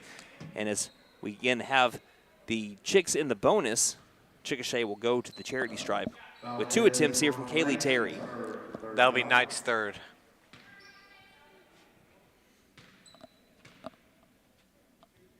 Taking a big, long, deep breath as Kaylee Terry. Her first free throw rims out. Chickasha just 6 of 10 from the free throw line right now. Really the only part of their game today, other than the first 6 minutes of the game, that they feel like they can improve on. They do go 1 of 2 from the line, though, as Terry is able to bounce that one in. And a brand new line change in for the Fighting Chicks, and that should be it for the starters. I believe that was the entire starting 5 that just checked out. But they've been subbing a whole lot in this game, but picking up right where they left off, Olivia Wilson with an interception by the half-court line. That's 10 steals for Chickasha. Van Ness across the half-court line, across the floor to the right wing. They feed it down into the low post to Haywood, and Haywood has her dribble knocked out of bounds. 15 seconds left in the third. Chickasha will inbound near that corner. Bershey finds it on the baseline, hands it back off over to Bershey. Back right wing, Haywood. Haywood jump pass, down low post, back outside, 9 seconds. Far corner to Bershey. Bershey in the front court, 4 seconds. Into the corner. Three-pointer up on the way by Alexander. Short. There's the buzzer, and that is the end of the third quarter. The Lady Buffaloes trail the Chickasha Fighting Chicks 52-18 here on day 1 of the Bobcat Classic on KNED. So, checking accounts. There seems like a ton to choose from, right? I was looking for one that didn't charge monthly fees, with bounce protection, and had mobile banking. I found the Bank NA. The Bank NA has been voted #1 for 10 years in a row in the McAlester News Capital's Reader's Choice Awards. The bonus is that they're local, so the money stays in town. Call 918-423-2265 or go in to find what you need in checking options. The Bank NA. Strong, secure, and ready to loan. Member FDIC, Equal Housing Lender. At Fenton Nissan, we keep you moving with our wide selection of pre-owned vehicles. Every pre-owned vehicle receives a 126-point inspection. We have close relationships with over 20 financial institutions to keep you moving in a new-to-you vehicle of your dreams. Visit Fenton Nissan for a great selection of pre-owned vehicles, great trade-in values, and the best deal. Don't forget to tell them Morgan sent ya. Fenton Nissan is your best deal dealer. Shop us online now at fentonnissan.com. As we enter the fourth quarter, it's been a tough day 1 for the McAlester Lady Buffaloes in the Bobcat Classic here at Bridge Creek. They trail entering the fourth quarter 52-18. This is your voice of the Buffaloes, Brandon Green, alongside Nate Brown. McAlester currently with the ball on the right side of the half-court line. Currently baseline is Bodie Nystrom. She drives baseline, contested 2. She got it and 1. McAlester needed a little bit of something to get some momentum into tomorrow, and Bodie Nystrom trying to do it. This trip to the charity stripe brought to you by Big V Feed Center for your animals' needs, plus winter feed booking prices. Call 918-426-1951. All free throw attempts by McAlester today coming from the senior's right hand, Bodie Nystrom. And her free throw attempt rims out. Good rebound by Rylan Lesnow, but quickly getting their hands in on it are the Chickasha Fighting Chicks to lead to a jump ball. Possession arrow favoring Chickasha. So 52-20, McAlester down. 7:35 left in the game. McAlester looks like they again will be playing at 1 o'clock tomorrow against the loser at Bridge Creek and Blanchard. Here's a steal by Albertson. Zoomer now has the ball, and she lost it trying to go behind the back. Stolen right back by the Fighting Chicks down into the low post. Albertson once again, pesky defense, leads to a strip ball, and Zoomer with the steal. It's her second steal of the day. Zoomer tries to get over to the right wing. Once again, a batted pass out of thin air by Olivia Wilson, her second one here in the second half. And we have a foul here on Cambry Zoomer, who is trying to track down Olivia Wilson. That'll be her second personal, first team foul, fourth quarter. What should excite a lot of Chickasha fans today is I'm looking up and down their roster. They don't have a single senior. Yep, everyone's coming back. Everyone's coming back, and they have a lot of youth. A lot of their best players are also underclassmen.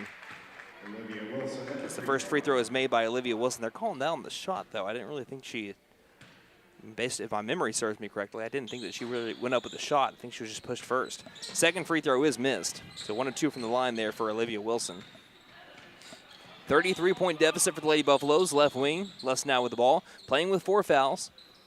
And so is Kaylee Knight, who is currently off the ball right now around the free throw line. They try to feed it tonight, and it's through her hands and stolen by the Fighting Chicks. And a foul on Zoomer as she was kind of just left alone in the backcourt with Zoe Vaness. And that's her third. Second team foul on McAlester. Yeah, let's look at the foul count because it has been pretty staggering. It's not the reason why McAllister's losing this game, but they have been fouling. It is 16-9 in favor of Chickasha. Lob pass far corner. Alexander. Lob back to the top of the key. Quick to the left wing. Vaness for 3. Misses it. Good box out by Knight. Leads to a rebound for Zoomer. Just under 6.5 minutes left in the game. Pass high post. Les now looks down to the low post. Nystrom has guarded up well. Now Les now with a drive. Tries feeding down into the left block. Trying to find Nystrom, and the pass is off kilter, out of bounds. Another turnover for McAlester where they just had too many today. But again, I want to mention that is what Chickasha does to opposing offenses. They make you turn the ball over. They're one of the best defenses that McAlester will play this year. They have 22 turnovers, does McAlester right now. Bounce pass high post back outside. Straight away 3 is good. Matching your number, Olivia Wilson, the sophomore, makes it a 56-20 game. When you have someone like Olivia Wilson coming off of the bench, you know that you've got a pretty good team that can be a dark horse to maybe make the 4A state tournament. Cross-court pass. Les now down to the low post. Tried to spin, and she traveled first. The 23rd turnover on the Lady Buffaloes. The season high for them has been 27, and they did that twice. Brandon, I hate to say this stat right now. McAlester has more turnovers than they have points. Again, it's also want to say a major credit, though, to what Chickasha does. Oh, 100%. But some of them, like that last one, just unforced. Down to the low post, no look pass back outside. Vaness, straight away 3, too strong. Rebounded by Zoomer in the paint. 5:18 left in the game. Zoomer down the floor, coast to coast, up for 2. Can't get it. Too strong, rebounded by Chickasha. Now their turn to go down the floor. With it is Brinley Alexander, and she goes coast to coast on the road trip and finishes with the right hand, and it's 58-20. Zoomer, as she hits the deck, tried feeding it to the left wing to Avery Alberson, and we have a foul called on Chickasha. Just their second one of the fourth quarter. Just their third one of the second half. It's going to be on Sydney Bershey, the sophomore, her second personal. Left wing Alberson dribbles up to the three-point line after she was about 4 feet away from it. Now she was double-teamed, threw it straight to Olivia Wilson, who just in the second half has 3 steals. She might have more, but we don't have individual stats for the opposing teams. She's a heck of a defender and only a sophomore here for Chickasha. Lob pass into the low post, driving into is up by Alexander. Can't get it, gets her own rebound, and is pushed to the floor. And this is either on Knight or Les now. One of those two are out of the game. It will be on Knight. That's her 5th, and she has to. Oh, that's her 4th, thank you. Who else is playing with 4? Shiley Mason has 4. Shiley Mason, who is about to check in. So now we have 3 McAlester Lady Buffaloes with 4 fouls apiece. Long 2 from the baseline is good. How did that fall for Sydney Bershey? It hit off the left side of the rim on a right side of the floor shot and somehow defied gravity to be able to score. And what a look inside for Bodie Nystrom. She can't finish with a reverse layup. Les now tried saving the rebound along the baseline, but tips it straight back to Bershey, who made that 18-foot 2 just a moment ago. 4:10 left in the game, 60-20. Pass near corner. Wilson for 3, airballed it. Zoomer left alone for the rebound and a 60-20 McAlester disadvantage. Zoomer top of the key, left the ball a little bit loose, but he's able to gather it back. A dangerous pass, triple teamed in and stolen by Vaness, and we have another foul here on the Lady Buffaloes. Foul's going to be on Nystrom, her 3rd. Fouls on Nystrom, that's her 3rd foul, 14 fouls. One more foul, and Chickasha will be in the bonus for the remainder of this one. We're about to have a brand new 3 coming in. It looks like 4. Taylor Williams also going to get in front of that scores table. Just 3:42 left to go in the game. 60-20, the Fighting Chicks lead the McAlester Lady Buffaloes. Down into the low post, muscling her way there is Alexander, and finishing at the rack, 62-20. For those that are watching on YouTube and you're wondering, well, are we going to get to also see Pit 8 basketball today on McAlester Radio's YouTube channel? Yes, you will. After the conclusion of the boys' game, as Alexander has another steal and then quickly a foul. This one's on Knight, and that will be team foul number 5, sending Fighting Chicks to the free throw line as they've once again put Chickasha into the bonus. So free throws on the way for, I want to say that's Brinley Alexander again. And that was Knight's 5th, so she will have to come out before the free throw, I believe. Yeah, but semifinal Thursday will happen here on the McAlester Radio YouTube channel. It's also going to be on Rock 105.1. It'll start on time. Pregame show around 3:50 on Rock 105.1. But as soon as our boys' game is over, we will cut the broadcast on the McAlester side of things as the first free throw is missed by Alexander and send you straight over to the Southeast Expo Center in McAlester, Oklahoma for 4 games of semifinal action as a bunch of Pit 8 teams, local teams, are trying to punch their ticket to Championship Saturday into the championship game. Again, Chase McNutt, Philip Jewell Jr., they'll both be on the call over there starting at 4 o'clock. Pregame will be around 3:50 live on Rock 105 if we don't get done on time here. Second free throw is missed as well. And we have a rebound by a Fighting Chicken, throwing it off of Avery Albertson to keep the possession. And really just nothing has bounced well for McAlester past the first 6 minutes of this game. Burrows on the floor with Albertson, Williams. We have an inbound inside the paint. 2 is up and made. 2 points now for Reed Wilkins, the freshman, and it's 64-20. But Mason, Parham, Albertson, Burrow, and Williams, left wing. Mason with the ball, feeding back over to Parham. Take that back. That's number 10, Kirsten Smith. Albertson back over to Mason, left wing. Mason to the baseline. Williams, quick turnaround jumper is missed. Rebounded by Kamani Benoit. Benoit takes it into the far corner and stops. Pass back out to the front court. 2:44 left in the game. Feed to the high post. Back inside. Ripped away by Avery Albertson to steal. Down the near sideline she goes, waits for her offense, and now quick dribbles between the rings. Feeds it right wing. Mason starts her dribble baseline. Takes the long 2 off the front iron. Rebounded by Benoit again. Benoit trying to outrace Smith to the other side of the floor. She stops, can't handle the dribble. Back out to the right wing. Quick feed left wing. Kenisi Benoit gets it to the baseline. The baseline jumper by Briley Eaton is off target. Avery Albertson going the other way for McAlester. Drives in, draws contact, and we have a blocking foul on Chickasha. 2 free throws coming up for the Lady Buffaloes and Avery Albertson, the first McAlester Lady Buffalo to take free throws not named Bodie Nystrom. That'll be the 3rd team foul on Chickasha here in the 4th quarter. It's number 14's first. Brina Patel as Albertson misses the first free throw. Albertson, a 64% free throw shooter on the season. McAlester as a team is shooting 64% from the free throw line. And Albertson goes 0 of 2 from the charity stripe there. Rebounded by Benoit. 2 minutes left in this one. 2 minutes left between the Lady Buffaloes and the Fighting Chicks. Left wing Eaton gets into the corner. 3-pointer up and made by number 12, Sorella Trammell. Get a lot of freshmen on this team. I believe we said 9 freshmen. Sorella Trammell, one of those freshmen, and she drains a near corner 3 to make it 67-20. This is just a very good team on the other side of the Buffalo bench. Burrow to the right wing to Albertson. Albertson, high post, turnaround jump shot by Kirsten Smith. Won't go. We have a rebound down in the low post by Reed Wilkins. Now down the far sideline goes Chickasha again. Stopping baseline, looking at the shot, won't take it. Outside to the far corner, back inside. 2-pointer up and good. Doesn't matter who you put down in the post, they've just been dominating McAlester today. That's Reed Wilkins with the 2. And they take a timeout for Kenisi Benoit to come back into the game for Kimoni Benoit.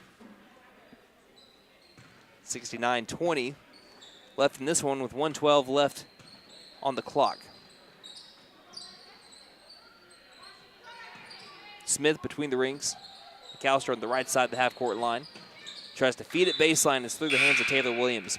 Like I said, I will say that it's no surprise that McAlester has struggled offensively against this Chickasha Fighting Chicks team, but they have also played probably their worst basketball, just if you want to take away the opponent at all. McAlester has not played clean basketball at all. No, there's been a lot of unforced turnovers. And speaking of unforced turnovers, there you go. A steal by Kirsten Smith. Albertson down the middle of the floor. Zoom in past Benoit, now tracked up and fouled from behind. There'll be team foul number 4 on Chickasha.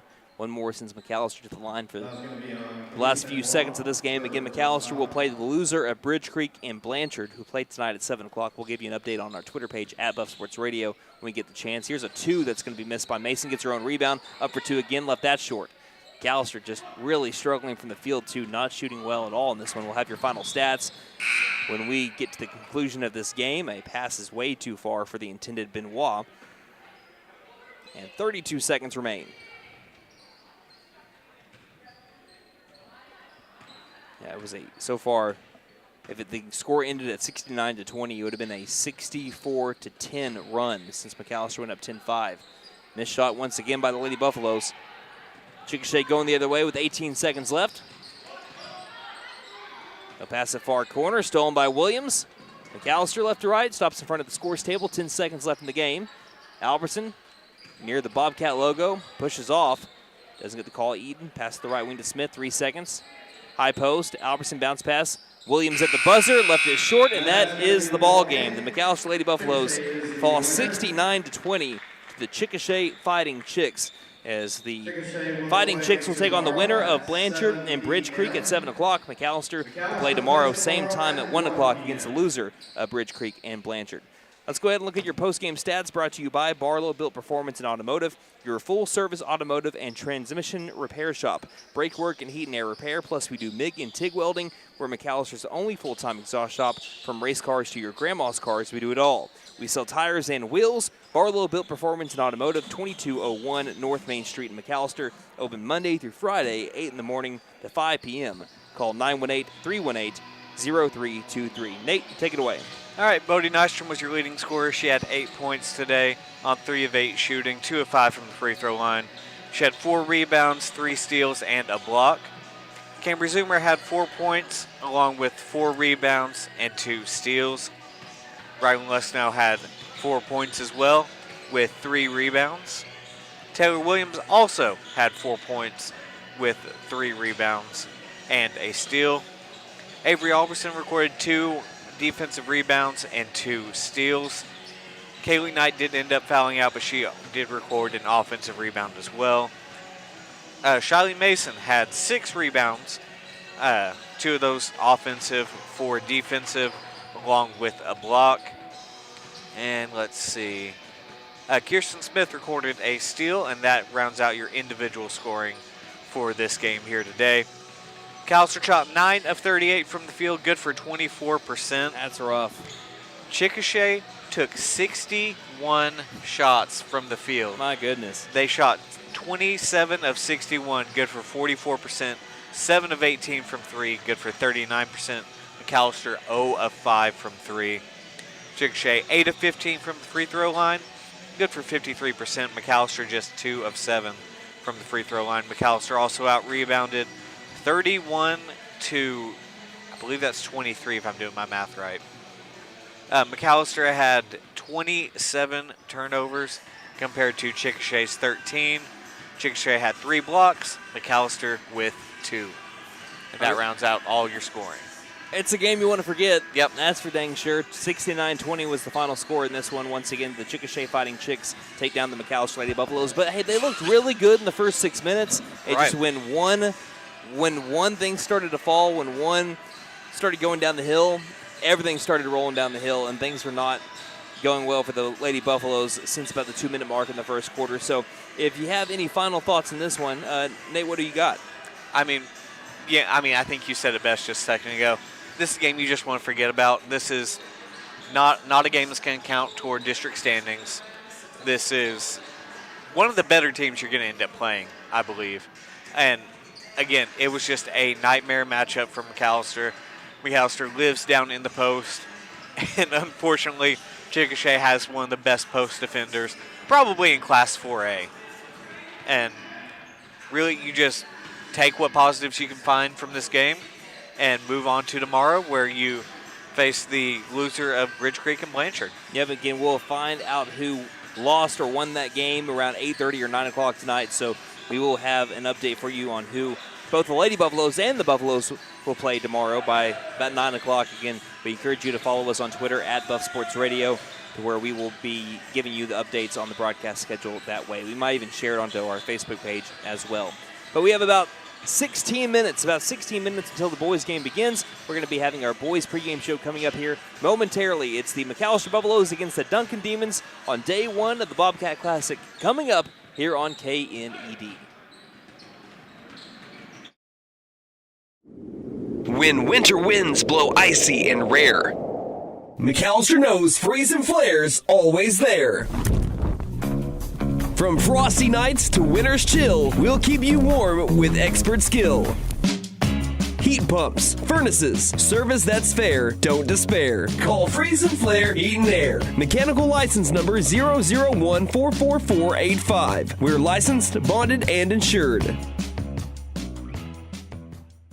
Patriot Chrysler Dodge Jeep and Ram in McAlester says to all Oklahomans, your voice and your dream to buy a new or used vehicle starts today at Patriot CDJR in McAlester. Take $17,000 off Ram 1500 trucks or get 0.9% financing for 72 months. Take $15,000 off 2,500 Bighorns. Together, we will make Oklahoma car buying great again. Patriot Chrysler Dodge Jeep and Ram in McAlester. Ram MSRP 57,605. Bighorn 76,845. McAlester Direct Primary Care offers 24/7 access to your provider, deeply discounted rates on labs and imaging, more time with your provider, same day or next day appointments, and even home visits for a flat monthly membership fee. We now offer hormone replacement therapy in addition to our other services. For more information, please stop by our office, McAlester Direct Primary Care at 6th and Carl Albert, or give us a call at 918-233-6522.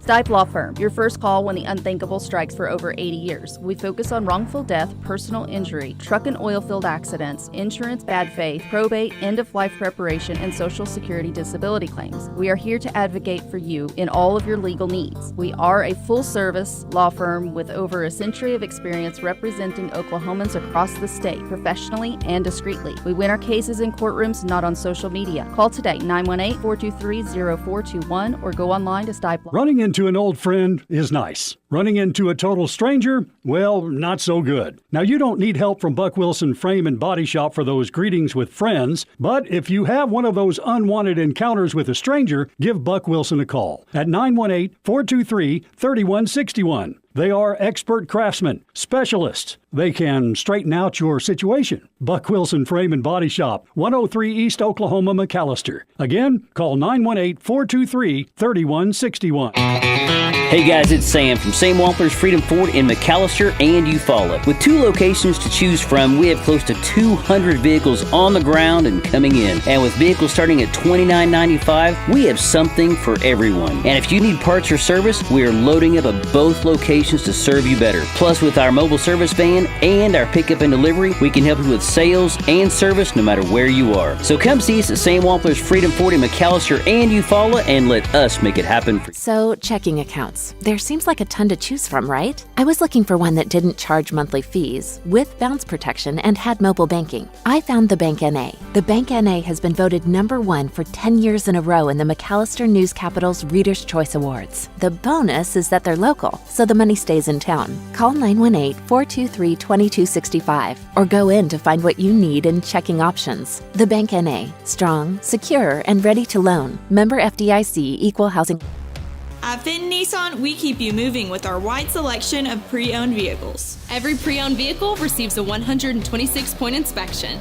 We have close relationships with over 20 financial institutions to keep you moving in a new-to-you vehicle of your dreams. Visit Fenton Nissan for a great selection of pre-owned vehicles, great trade-in values, and the best deal. Don't forget to tell them Morgan sent ya. Fenton Nissan is your best deal dealer. Shop us online now at FentonNissan.com.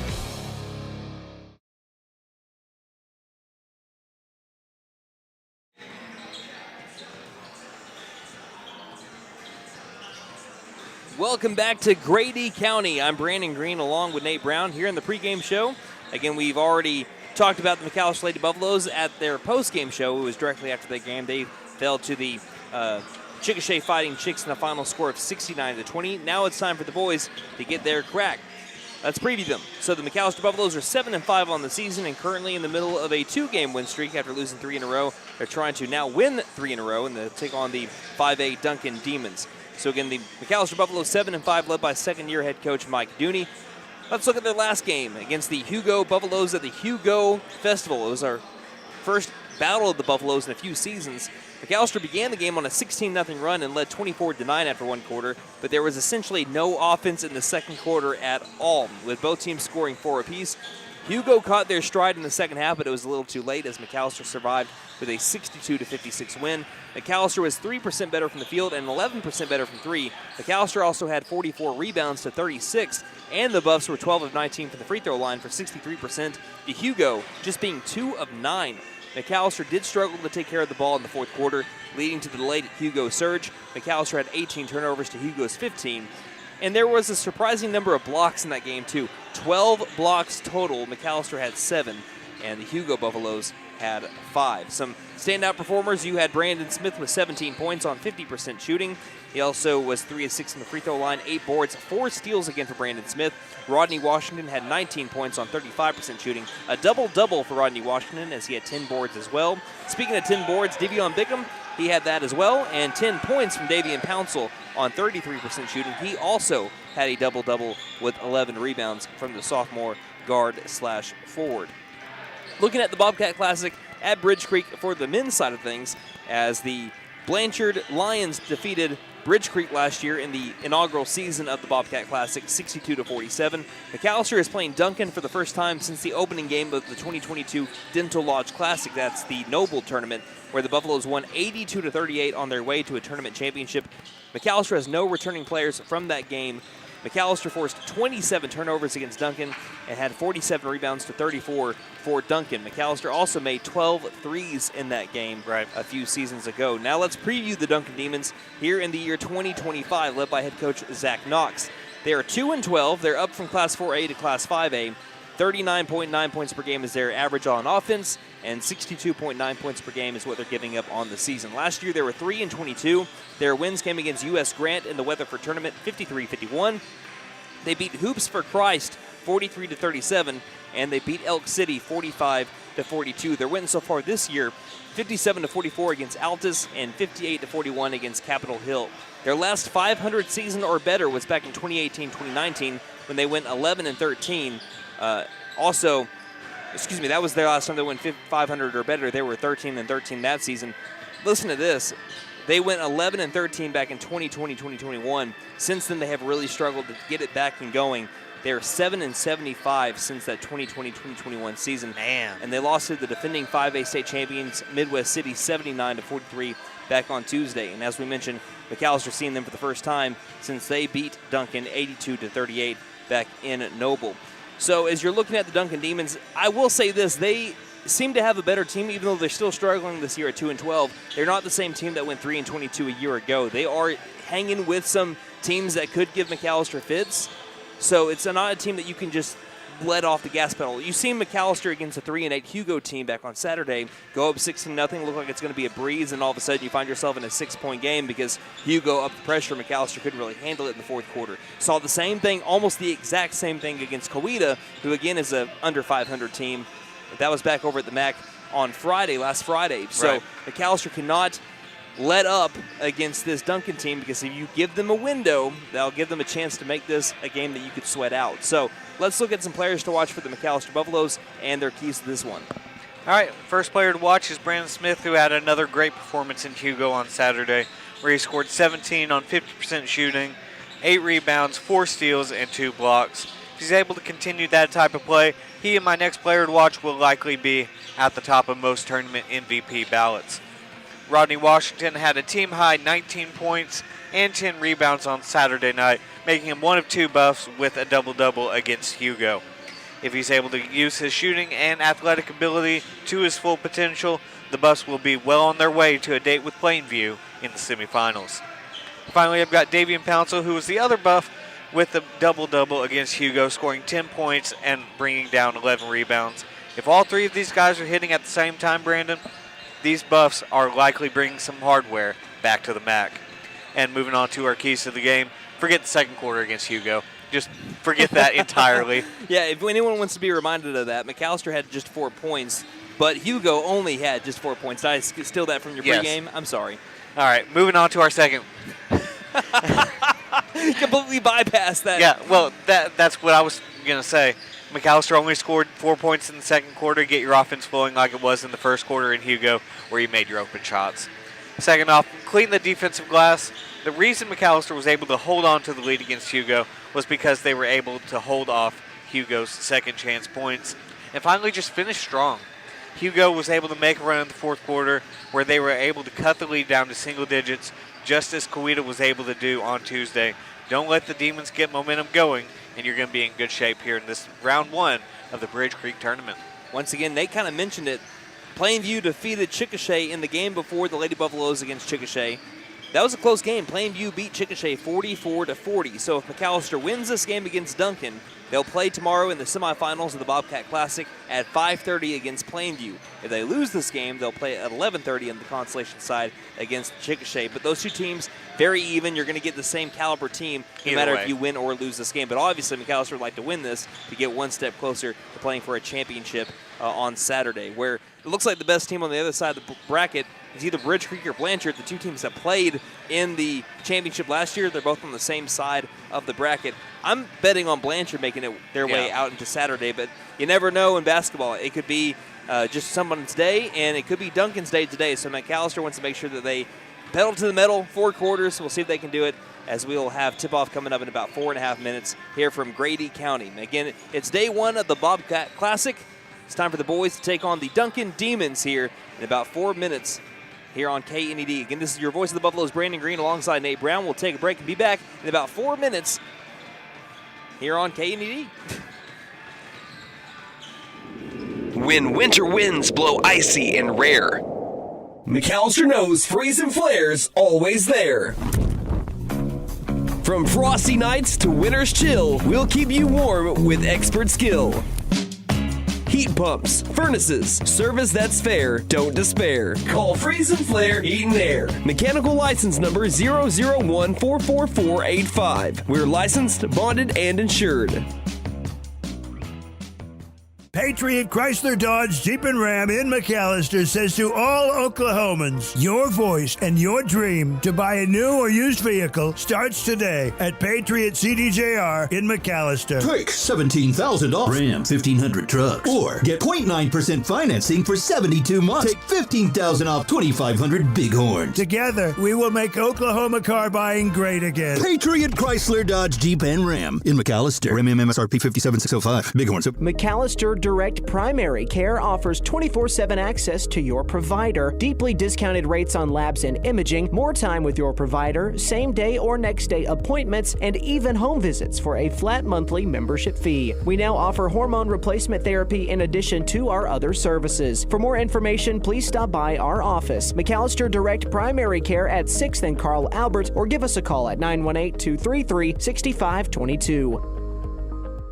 Stipe Law Firm, your first call when the unthinkable strikes. For over 80 years. We focus on wrongful death, personal injury, truck and oil field accidents, insurance bad faith, probate, end-of-life preparation, and Social Security disability claims. We are here to advocate for you in all of your legal needs. We are a full-service law firm with over a century of experience representing Oklahomans across the state, professionally and discreetly. We win our cases in courtrooms, not on social media. Call today, 918-423-0421, or go online to stipelaw.com. Running into an old friend is nice. Running into a total stranger, well, not so good. Now, you don't need help from Buck Wilson Frame and Body Shop for those greetings with friends, but if you have one of those unwanted encounters with a stranger, give Buck Wilson a call at 918-423-3161. They are expert craftsmen, specialists. They can straighten out your situation. Buck Wilson Frame and Body Shop, 103 East Oklahoma, McAlester. Again, call 918-423-3161. Hey guys, it's Sam from Sam Wampler's Freedom Ford in McAlester and Eufaula. With 2 locations to choose from, we have close to 200 vehicles on the ground and coming in. And with vehicles starting at $29.95, we have something for everyone. And if you need parts or service, we are loading up at both locations to serve you better. Plus, with our mobile service van and our pickup and delivery, we can help you with sales and service no matter where you are. So come see us at Sam Wampler's Freedom Ford in McAlester and Eufaula and let us make it happen for you. So, checking accounts. There seems like a ton to choose from, right? I was looking for one that didn't charge monthly fees, with bounce protection, and had mobile banking. I found the Bank NA. The Bank NA has been voted #1 for 10 years in a row in the McAlester News Capital's Reader's Choice Awards. The bonus is that they're local, so the money stays in town. Call 918-423-2265 or go in to find what you need in checking options. The Bank NA. Strong, secure, and ready to loan. Member FDIC, Equal Housing. At Fenton Nissan, we keep you moving with our wide selection of pre-owned vehicles. Every pre-owned vehicle receives a 126-point inspection. We have close relationships with over 20 financial institutions to keep you moving in a new-to-you vehicle of your dreams. Visit Fenton Nissan for a great selection of pre-owned vehicles, great trade-in values, and the best deal. Don't forget to tell them Morgan sent ya. Fenton Nissan is your best deal dealer. Shop us online now at FentonNissan.com.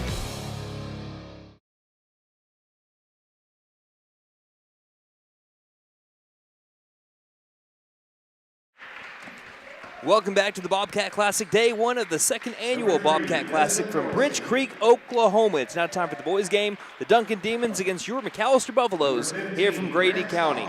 Let's look at the starting lineups for the Duncan Demons, led by head coach Zach Knox. Demons 2-12 on the year. The visiting team on the scoreboard ran their road black-on-black uniforms with the white numerals on the front and back and white Demons in cursive across the front. As we have Davion Carr, the senior 6'1" guard starting, as well as number 3 Desmond Dorsey, the 5'9" sophomore guard.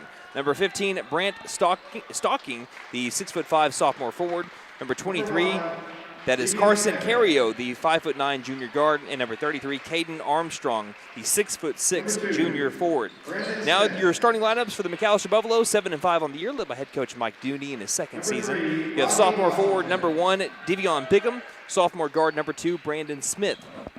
Freshman guard number 3, Rodney Washington, sophomore guard / forward number 5, Davian Pouncil, and senior guard number 10, Alex Dooney. The McAlester Buffaloes wearing their home white uniforms will be the home team on the scoreboard with the black and gold checkering down the sides and black numerals on the front and back and black McAlester in cursive across the front. I still love these uniforms. I've loved them since we've gotten them. I think they're classic, and I don't say it enough. Yeah, I mean, Duncan's is basically the same style in pretty much every way.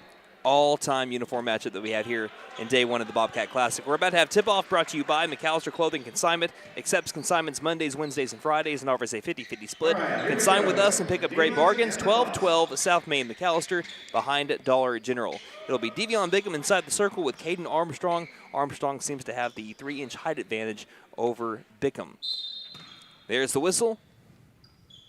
Ball's in the air. Tip is won by Duncan as it's basketball time here in the Heartland. Duncan will have the ball on the left side of the half-court line when they have it.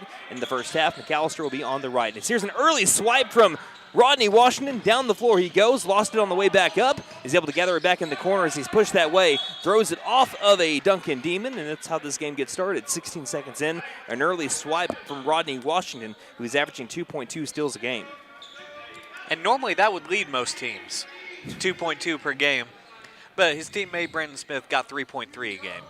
Lobbing it into the high post, Bigham outside, Pouncil on the drive, stops free throw line back out near corner, trigger 3 by Smith, painted gold. Brandon Smith starts off the Bobcat Classic with a bang, and the Buffaloes lead 3-0 over the Duncan Demons. 7:30 left in the first quarter. McAllister's notorious for getting out to some strong starts. In their last game that they had against the Hugo Buffaloes, 16-0 start in about 2 minutes. Here's a wide open shot, though, in the low post, made by Davian Carr. As they got the Buffaloes lost in translation, 3-2 McAlester leads with 7:11 left to go in the first. Smith passes left wing. Rodney takes the trigger 3. This one's short. Bounces out beyond the perimeter, taken back by Carr. Carr down the floor. Stops mid-range, tries to Eurostep past Rodney Washington, and he blocks it out of the way. Taken back by number 33, Caden Armstrong. We'll have a jump ball here going back to the Buffaloes. That Rodney Washington block reminded me of Steven Adams's, where he just kind of don't have to do much to it. You just have to swipe it out of the way. Rodney makes it look that easy. A minute and 5 seconds into the first quarter. Here's a pass out to the top of the key. Smith passes it right wing Pouncil. Pouncil on the drive into the paint. We'll have a foul called here. Should be on the Demons. We'll see what number it's on.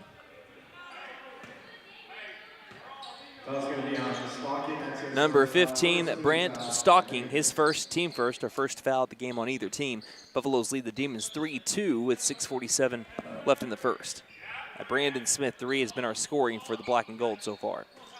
Between the rings, pass left wing. Smith about 5 feet from the three-point line, trying to direct traffic. Instead, he'll pass it to the top of the key to Pouncil. Pouncil drives right into the paint, jumps up, and is fouled on the shot attempt. Davian Pouncil, 2 free throws coming up. This trip to the charity stripe brought to you by Big V Feed Center. For your animals' needs plus winter feed booking prices, call 918-426-1951. And both those fouls here in the first quarter have been on Brant Stocking. Back-to-back fouls on the same possession here for the Demon sophomore. Pouncil's free throw is made. Buffaloes lead 4-2. Davian Pouncil, the team leader in free throw percentage at 76% on the season. The sophomore also leads the team in three-point percentage at 39% amongst qualifying three-point shooters. Second free throw is made as well by Pouncil, and the McAlester Buffaloes are up 5-2 on the Duncan Demons here on day 1 of the Bobcat Classic. 6:25 left in the first quarter. Card takes it down the floor. Pass out onto the Bobcat logo, now to the near corner. Pass baseline, Armstrong gets it free throw line, 2-pointer is up, and rolls around the world, took 2 rotations around the sun, and fell. 5-4, McAlester is leading by 1 again, 6:04 left to go in the first. That was 3 whole rotations around the rim there. Dooney double-teamed in the paint. No-look feed, baseline to Bickham. Bickham pumps, drives, 2 up, he's fouled. Devion Bickham going to the free throw line. By the way, that made 2 is by Desmond Dorsey, the 5'9" sophomore for the Demons on the other side of the floor. So Bickham to the charity stripe. He is a 60% free throw shooter on the season. McAlester as a team shooting 67% from the free throw line. Bickham's first free throw is nothing but net. Foul was on number 33 for Duncan. That is the 3rd team foul. Number 33's first. Bickham had a really good game against Hugo. I know he only had 6 points, but he had 10 rebounds. He had a clutch block in the final minute against Hugo. He did. Kind of an unsung hero again in that battle of the Buffaloes. What was that, 5 days ago? Bickham's second free throw is back ironed. Straight to Desmond Dorsey. Dorsey down the floor trying to push it. He's able to find a man, back out, over to Dorsey. Bounce pass into the far corner. Armstrong. Guarded up by Bickham, works around him. Lost the ball, stolen by Brandon Smith. Smith down the floor, one-on-one. He was tripped up, and he's going to be fouled. And Caden Armstrong has a point here, and when the whistle was blown, he says, I didn't do anything to him. Smith was falling, but he also did grab Smith around the half-court line. There was a foul somewhere in that sequence. They just called it a little bit late. Right. And that is number 33's second foul as well. Armstrong's second personal, team 4th on the Duncan Demons, and we'll have a stoppage here to get Armstrong off the floor as they let the Demons substitute. Alex Dooney saw something in the low post. He goes to tell Brandon Smith. We'll see what happens here on this inbound. Smith wanting the ball. Lobs it quickly over to Washington. Left front court. Washington drives past one man. Into the paint. Wild 2. Lost the ball. Goes back up and scores. Hand 1. Rodney Washington. On that possession, a one-man wrecking crew. As he's able to go up and get the and 1 8-4-hour score, trying to complete the three-point play here is the freshman Rodney Washington. That was on number 24, his first. Already the 5th team foul on Duncan. So McAlester will be in the bonus the rest of the way, and Washington completes the three-point play. 5:30 left in the first. McAlester, for every Duncan foul to the charity stripe, as Nate mentioned. Smith tries to knock a ball loose once again. Cannot do so. It'll stay with the Demons. An inbound coming in front of the McAlester bench, who is on the left side of the scores table. 9-4 McAlester lead as we have another ball that got knocked out of bounds by Washington. And he did it again. It's back-to-back inbounds. Washington is just playing keep away. The wingspan of Washington is giving Duncan fits right now. Carrio trying to find a man, lobs it into the paint, and there's going to be a push by Davian Pouncil as the pass was intended for Jace Ramirez. That'll be his first team foul on McAlester here in the first quarter. Dorsey will inbound now baseline, getting away from Washington, and I'm sure Duncan says thank goodness.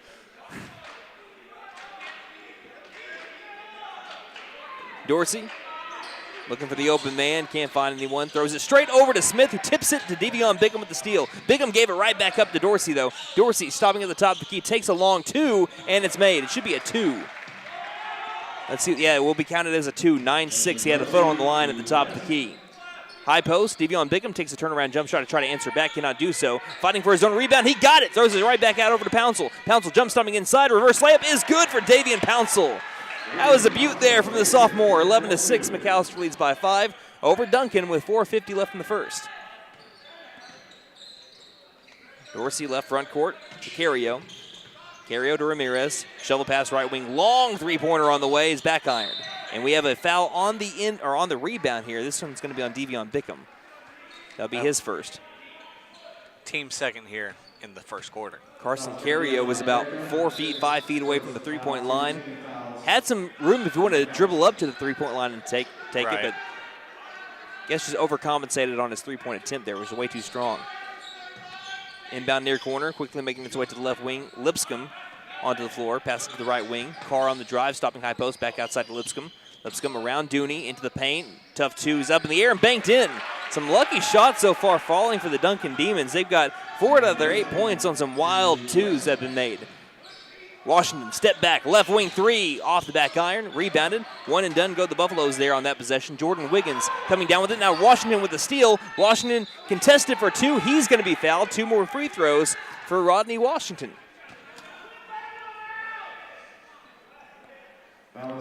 So far, McAlester 4 of 5 from free throw line. Fouls on Sam Lipscomb, the 5'10" freshman guard. Just his first. Rodney takes a deep breath, bends the knees, shot is on the way, and he makes the first one. Washington, a 73% free throw shooter on the season. That is good for second on the team. Checking in will be Wesley Phillips and Caven Hill. Checking out Bickham and Pouncil. 12-8 McAlester leads. Second attempt from Washington is good as well. A couple of them were dramatic there, but they're able to bounce around and fall. McAlester won't press, and Carrio will give it back over to Lipscomb, who takes it across the half-court line. Settling up, left front court, trying to get around Dooney. Dooney right there with him. Works off a screen. To the top of the key he goes. Phillips guarding up Lipscomb by the perimeter. Back to the Bobcat logo. Ball found its way to Wiggins. Now back to Lipscomb on the drive. Lipscomb up for 2, and we have a blocking foul call. This one will be on Dooney as he hit the deck. That'll be his first, team third of the first quarter. Free throws coming up for Sam Lipscomb. 13-8, McAlester leading Duncan with 3:50 left in the first. But I told you, I saw the game back over in Noble a few years ago, just a little over 3 years ago. Here's the first shot by Lipscomb. It's good. In this 13-9 game. Again, Duncan's still kind of struggling this year at 2-12, obviously, but again, they're a much better team than they were just a few years ago when McAlester won by nearly 50 points. Second free throw is banked in, and it's a 13-10 game as Duncan is keeping up with the Buffaloes' high-flying offense that's averaging just under 64 points per game on the year. Smith right past Lipscomb. Cross court to Hill. Hill, far corner three, back ironed it. Straight over to a Duncan Demon. Ramirez with the board. That pass is tipped into the air, stolen by Smith. Smith 2-on-2 in transition. Smith past the man towards the rack and scores. Off the fingertips to the bottom of the bucket. And it's 15-10, McAlester leading. And Washington with another steal. Look out! He dunks it home! Brings down the hammer like Thor. 17-10, McAlester leads. That'll wake you up. 3:12 left to go in the first quarter, and we need a timeout. Zach Knox calls it. 3:12 left to go in the first. McAlester leading 17-10 here on KNED. 30-second timeout. When winter winds blow icy and rare, McAlester knows Freeze and Flare's always there. From frosty nights to winter's chill, we'll keep you warm with expert skill. Heat pumps, furnaces, service that's fair, don't despair. Call Freeze and Flare Heat and Air. Mechanical license number 001444485. We're licensed, bonded, and insured.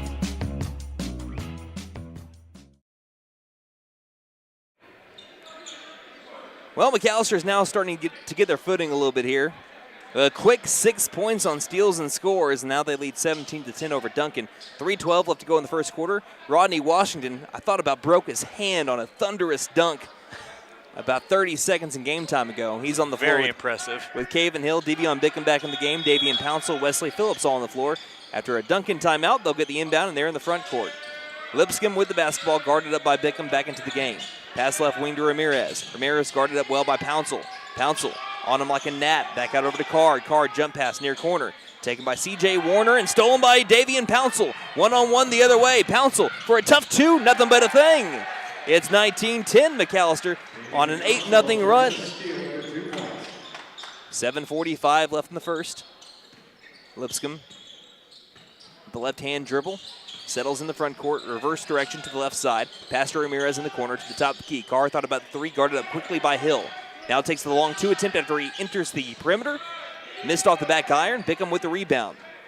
McAlester playing man-to-man defense. When they're there, left wing, stutter step, looking inside. Good look to Wesley Phillips, who scores and one. Wesley Phillips with the dime from Rodney Washington pays off the favor, and he has a chance to complete the three-point play. He shoots, he scores right this way. Mr. Phillips to the charity stripe. And get this, I don't mean to jinx him. Wesley Phillips on the season has taken 4 shot attempts. He's 4 of 4. His first free throw attempt of the season here. It's in the air, back ironed. He knocks it around straight to Caven Hill, who he scores and one. Come on now. How many of these are we going to have in the first quarter? Caven Hill right this way to the charity stripe. Might as well just roll out the red carpet right now for the McAlester Buffaloes at the charity stripe. Hill's free throw ball's in the air, and it's good. Three-point play completed by the freshman, 24-10 with 2:15 left in the first. It is now a 13-0 run for the McAlester Buffaloes in the last 2 minutes of game time. Carr driving, up for two. He's fouled. He'll go to the line. 2 attempts on the way. Did not get it to fall. Just kind of rolled off the rim. That was going to be on Caven Hill. That is his first. Team 4th here in the first quarter. I had my first, a lot of fouls here in this first quarter. I got to say, I had my first voice crack of the season. There was that. Carr's first free throw is in the air, and good. Took a demon bounce and then kissed the glass. That ends the 13-0 run for McAlester. We've had 12 fouls here in this first half. Or first quarter, I mean. That's not sustainable. No, it's not. Second free throw by Carr is no good. It's rebounded by Bickham after it was touched by Hill. Smith now with a feed across the half-court line. Lob to the right wing. Pouncil drives into the paint. Off balance, still up for two, is having his shot blocked, and Carr's got the rebound. A little bit wild towards the basket there for Davian Pouncil. Quickly, the Demons go the other way. Far corner, trigger three by the southpaw is too strong, and we have a jump ball that will stay with Duncan. And that's just their first offensive rebound so far. Wow. That three-point attempt by Warner. You had one of your keys to the game in possessions. Get those defensive boards. McAlester doing a good job of it so far in this one. Here's a great look inside, but they missed a wide-open two off the right block. Smith with the easy rebound on the other side of the rim. He dribbles to the left wing on the right side of the half-court line. Shovel pass right wing to Hill. Hill with the ball over his head, looks around for an open man. Instead gets into the corner over to Bickham. Bickham looks inside, kind of left alone in this zone defense. 3-2 zone defense played by the Duncan Demons. Smith backpedals near the half-court line. Passes to the right wing. Pouncil still kind of left alone by Lipscomb. Looks baseline, down low. Bickham had his dribble swatted away. Stolen by Warner. Warner in the backcourt feeds it to Lipscomb, who will take it across the timeline. Lob back far sideline. Rodney Washington getting ready to check back in. Driving and just falling to the floor. That'll be a travel here on Desmond Dorsey as he just slipped. You can tell how both Washington, who is getting ready to re-enter the game, is just trying to clean off his feet. McAlester brings like a little mat with them everywhere they go to make sure that's not a problem for them. Right. It's a great idea. So Washington back into the game for Davian Pouncil. Right wing. Smith to Washington, to the corner, to Hill. Hill back to Washington. Back to Smith. Quick passing here along the perimeter. Back into the corner. Hill driving. Baseline. Two is up. Left it too strong. Smith fighting for the rebound. Couldn't do it. Touched it as he was trying to work around Sam Lipscomb. And it'll be Duncan basketball with the Buffaloes leading by 13 with 45 seconds left in the first quarter. Caven Hill check out. Alex Dooney back in. 24-11. McAlester with the advantage, fueled by a 13-0 run when we added a 13-10 game. Dorsey to the far sideline to Lipscomb. Lipscomb gets a screen. Smith stays with them. Still ways away from the perimeter, trying to work around Smith, but he's on him really well. Back over to Carr, right wing. Carr, less than 30 seconds left in the first quarter. Drives to the low post. Good defense by Washington. The offensive board and put back no good. Washington's got the rebound with less than 20 seconds in the first. Pass ahead to Smith, left wing. Smith accelerates into the paint. Floater up, banks it in. And McAlester up 26-11. 8 seconds left in the first. Quickly down the floor goes Dorsey. 3 seconds, 2 seconds, right wing three, short. Rebounded by Dooney. He throws it the length of the court, well short. That's the end of the first quarter. The McAlester Buffaloes lead 26-11 over the Duncan Demons, looking for their third straight win to improve to 8-5. Can they keep on this pace? We'll see in the second quarter. You're listening to McAlester basketball here on KNED.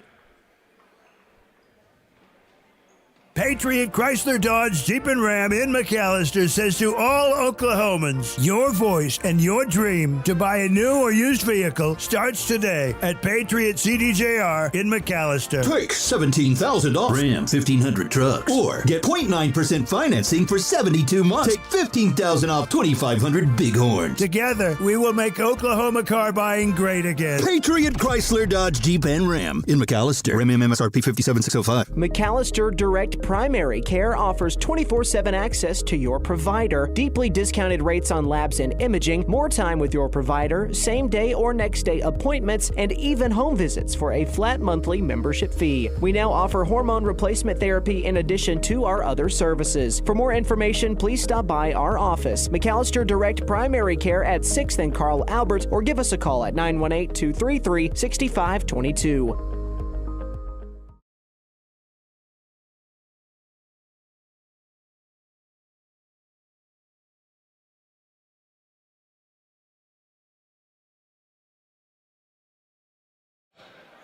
Thank you for tuning in for day one of the Bobcat Classic. The McAlester Buffaloes leading the Duncan Demons 26-11 as we begin the second quarter. McAllister's second quarter against Hugo was a little shaky. Let's see if McAlester can fix that here in the second quarter against the Duncan Demons. Onto the floor, Cade French with Alex Dooney, Rodney Washington, Brandon Smith, and Wesley Phillips.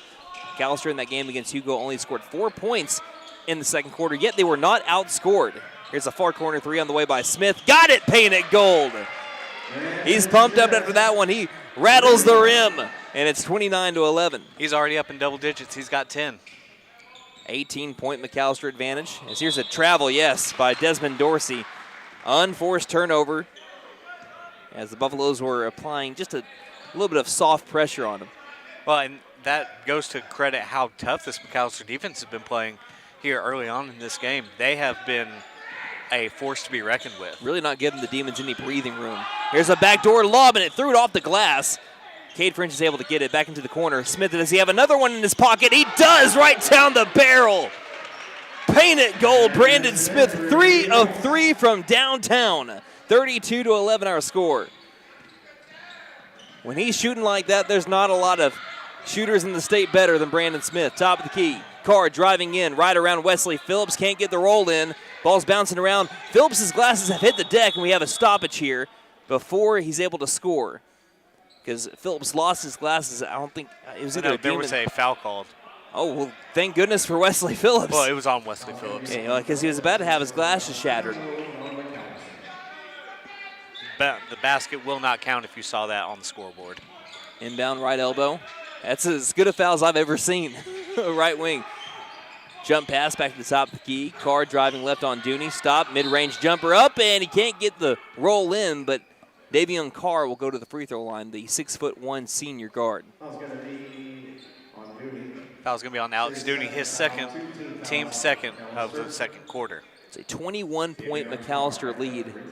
Since it was 13-10, McAlester has gone on a 19-1 run. And this has been a day of runs so far. No joke. Saw it in the girls' game, what the Chickasha Fightin Chicks was able to do. Carr makes the first free throw. Davion Pouncil back into the game for Dooney.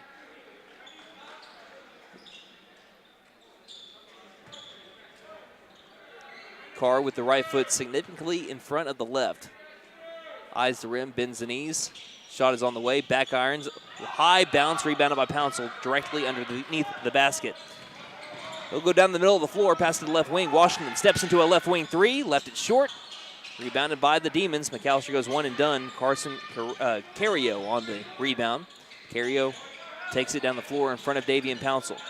Stops, passes, near sideline. Lipscomb gets around French. Dribbles with 1 foot inside the three-point line, 1 foot out. Now to a shovel pass to the far corner. Carr takes a bump from Washington, no foul. Passes to the near corner, and it's too far for Carson Carrio. McAlester forces yet another turnover.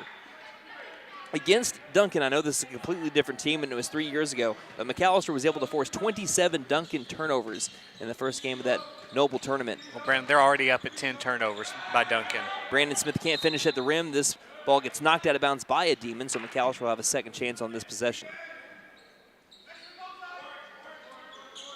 Smith will inbound baseline, left of the glass. French is wide open. They'll lob it out to the left wing, back into the corner. Smith wide open three. A little bit of a heat check there for the sophomore. Off the back iron, bounces straight to Davian Carr. Carr down the floor himself, now gives it out over to Lipscomb, left wing. Smith reaches in, can't get the ball. Carr back with the ball into the paint. Tough two, goes for Davian Carr. He's a baller, man. Davian Carr's got some skill here for the Duncan Demons. Brandon Smith trying to show off his as well. High off the glass, can't get it to go. And quickly, Caden Armstrong with the rebound ahead to Dorsey. Dorsey, 3-on-2 in transition. Pulls up, right elbow, two. Back irons. Rebounded by Pouncil. Pouncil, long cross court over to Smith. Smith one-on-one towards the rack. Can't lay it in. And it's last touch by the Demons underneath the basket by Carrio. So McAlester will have another chance here. Everyone just take a deep breath. No joke. Checking out will be French and Washington. Checking in will be Caven Hill and Devion Bickham. So on the floor is Smith, Hill, Phillips, Bickham, and Pouncil. As Carr takes one of his first seats of the day. Quick inbound to the near corner. Pouncil on the drive. Mid-range floater. Can't get it. Gets his own rebound and quickly puts it back in. Davian Pouncil with a nice day once again. McAlester with a 20-point, 34-14 lead. And day one of the Bobcat Classic over the Duncan Demons. 5:09 left in the half. Pouncil's got 8 today. Lipscomb, left wing.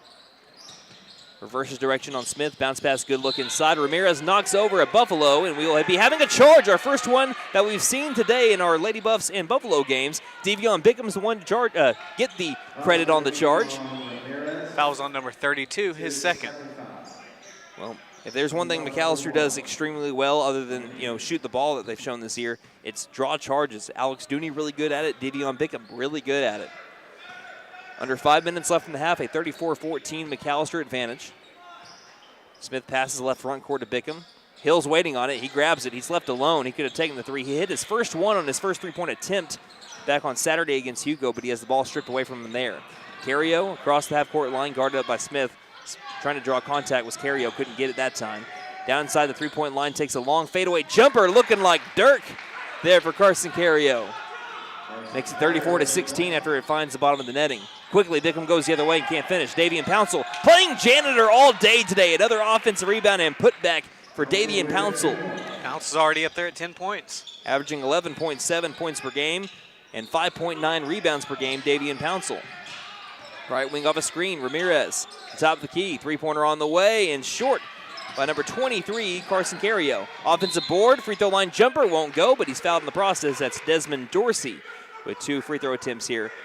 Coach Dooney is mad as we've seen him today, chewing out of Buffalo for not getting a rebound there. Foul's on Caven Hill, his second. Team third here in the second quarter. Desmond Dorsey at the line. Rodney Washington getting ready to check in here after this first free throw. Ball's in the air and rattled home. And Washington will come in for Smith.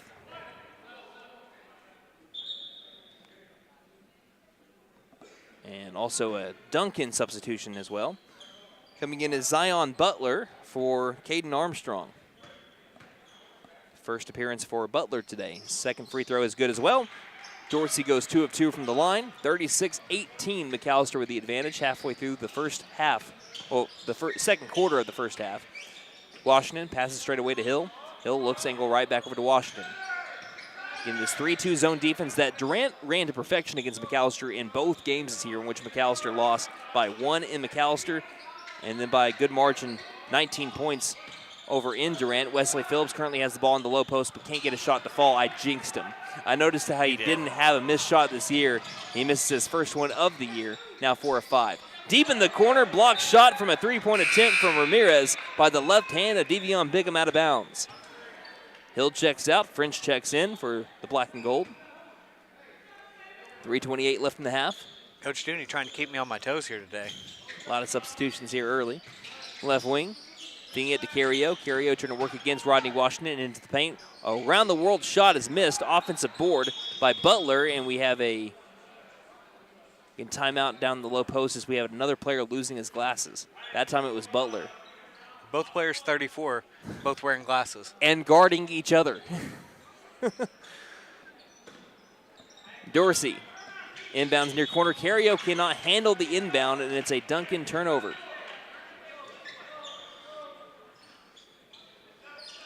Right now, McAlester doubling up Duncan on the scoreboard. Hill checks in for Wesley Phillips. 3:15 left in the first half. As Washington slow jogs it to the left front court area. Passes angle left to Pouncil. Pouncil calling for Bigham to get into the paint. Bigham grabs the ball. Mid-range area, drives into the floater, and can't make the shot. Hill tries to get the rebound, can't do so. Bigham fighting for it. Washington ends up with it in the front court. Washington zooms past one man. Bounce pass to the low post. Hill is fouled in the low post. That'll be our second foul on Duncan in the second quarter. And it will be on Desmond Dorsey. That is his first personal. As I mentioned, second team foul. And 2 more substitutions for the Demons as Carr checks back in for Ramirez. And also Jesse Mendinghall comes out for the Demons. Inbound near corner, French. Lobs to Washington straight away. Quick pass left wing. Pouncil, left wing 3 is good. Paint it gold. Davian Pouncil having another great day today. He's had a fantastic sophomore season, and he gives the McAlester Buffaloes a 21-point lead, 39-18. Carr, low post, tough 2, blocked by Hill, offensive rebound. In the low post double team, Bigham nearly had a block, but ends up making too much contact with a man who gave his team a second chance at points there, Jordan Wiggins. If that foul's on Bigham, it is. That is his second. If you're a fan of the Oklahoma City Thunder, you know the inside joke that Aaron Wiggins saved basketball. Well, that time, Jordan Wiggins literally saved basketball in that one possession. Wiggins' first free throw is missed, though. Checking in will be number 15. That is Johnny Fascio coming in for Pouncil. Also, I want to mention, it's also pretty crazy. Where did that come from? How did the meme start with Aaron Wiggins save basketball? I'm fairly certain it started when he was at college in over at Maryland as the second free throw was in. French in the backcourt, stolen by Card. Duncan going the other way. Blocked shot by Cade French. Kept 2 more points off the board and preserves a 20-point McAlester lead after it was ripped away from Cade French. 2:19 left in the half. Buffaloes up by 20 over Duncan. Lob high post, out to the left wing. Quick back to the right wing. Dorsey pulls up, right elbow 2, short, offensive rebound. 2 is up again by Wiggins, missed the shot. Ball's on the deck, another foul on the Buffaloes, and this will be foul number 5. And nothing bothers Coach Dooney, I believe, more than offensive rebounds against his team. 100%. He even pointed out to me that sometime earlier this year, that's foul number 3 on Bigham, that at one point during the season, he said if you can't get your rebound, if you can't box out your guy and get a rebound when you have the box out, then I'm going to do an instant sub. Yeah. And Bigham, I think, is about to check out for Wesley Phillips. First free throw is up and back iron by Zion Butler. That is exactly what's happening. And it looks like Brandon Smith will check in as well. Coming in for Caven Hill. So it's French, Phillips, Washington, Smith, and Fascio on the floor for the black and gold, leading by 20 over Duncan, with Butler attempting shot 2 of 2 from the charity stripe. It's in the air, and he makes that one. 1 of 2 from the line for the Demons on that possession, 39-20. And Duncan pressing for the first time today. It led to a steal on that last possession. Smith down the floor, pass to man, lobs it to a trailing Phillips, back outside to Fascio. Quick pass to French. That pass is knocked around, rolling towards the back line, and stolen by Butler. Duncan down the floor, driving, up for 2, right past Rodney Washington, and he just kind of let him score. 39-22. I don't know if he saw him all that well. Right wing, French down the floor, Bounce pass into the corner. Fastio thought about the three. Lobs it straight away. Three on the way by Washington. Painted gold. He makes up for it anyway. Painted gold, Rodney Washington. The Buffaloes back up by 20, 42-22. 90 seconds left in the half. And Washington's got 10. Driving in, Dorsey. Dorsey, reverse layup is missed. Rebounded by French. Ahead over to Washington. One-on-one with a man. Good transition defense by the Demons. Prevents a Rodney Washington 2. And a poked ball loose by Butler. One-on-one. Rodney Washington also tracking down Butler. Cannot get there in time, and Butler scores over French. 42-24. A clean picked pocket there for Zion Butler. On the edge of the Bobcat logo, right on the back half of it, we have a stoppage here. And we have I think we have a technical. Now we have either a technical or a warning. It is a technical. We have free throws. And it was on someone. Pointed to someone on the bench. They pointed to a coach on Duncan's bench. And I could hear kind of in the ambience someone say, on who? And ask, what did I do? And Coach Zach Knox wants an explanation that we're not going to get to hear here. Washington is your free throw shooter. He makes the first attempt. And McAlester will obviously get the ball after these free throws. This trip to the charity stripe is brought to you by Big V Feed Center. For your animals' needs plus winter feed booking prices, call 918-426-1951. So second attempt coming up for Rodney Washington with 61 seconds left in quarter number 2. Trying to give his team a 20-point lead again. Takes a long, deep breath and sinks the second free throw. And, of course, McAlester gets the ball back. Washington, your leading points per game getter at 21.9. Also your leading rebounder at 7 a game and blocks per game at 1.3. Inbound to French. McAlester back with the ball again, leading 44-24 here in the opening round of the Bobcat Classic. Smith left wing. French tries passing it to the high post, and it's intercepted. Going the other way. Up for two. Cario can't get it to go. There's a plethora of Duncan Demons there to get rebounds. After a couple of missed shots, they score on the third attempt. Going the other way, Rodney Washington, cross-court feed to the far corner. Pouncil for three. Pouncil rims out. Offensive rebound. The putback's no good by Fastio. Offensive rebound by Smith. His putback no good. And it's rebounded by Carr down on the other side of the half-court line. Now driving Cario. Bounce pass into the low post. Taken back. Step back. Right wing 2 is off. Washington with the board. 20 seconds left. Washington tries to feed it over to Smith. What a dime! Cross-court dime on a bounce from Rodney Washington to Brandon Smith. And it's a 46-26 game. Carr near corner, 8 seconds. Has his shot blocked by Rodney Washington on the three-point attempt from the corner. 6.6 seconds left in the half. McAlester just all over the place right now in the good way. Inbound is off of the hand out to the far corner. Turn around, right wing 3 by Cario. Nearly falls. The rebound by Washington doesn't get the shot off in time, and that will be the end of the first half. The McAlester Buffaloes lead 46-26 over the Duncan Demons, trying to advance to the semifinals of the Bobcat Classic against Plainview tomorrow. We'll see if they can continue this stretch into the second half, but your halftime stats brought to you by First Realty will be coming up here in just a moment. Again, the score at halftime here from Bridge Creek, Oklahoma. McAlester 46 and Duncan 26 here on KNED.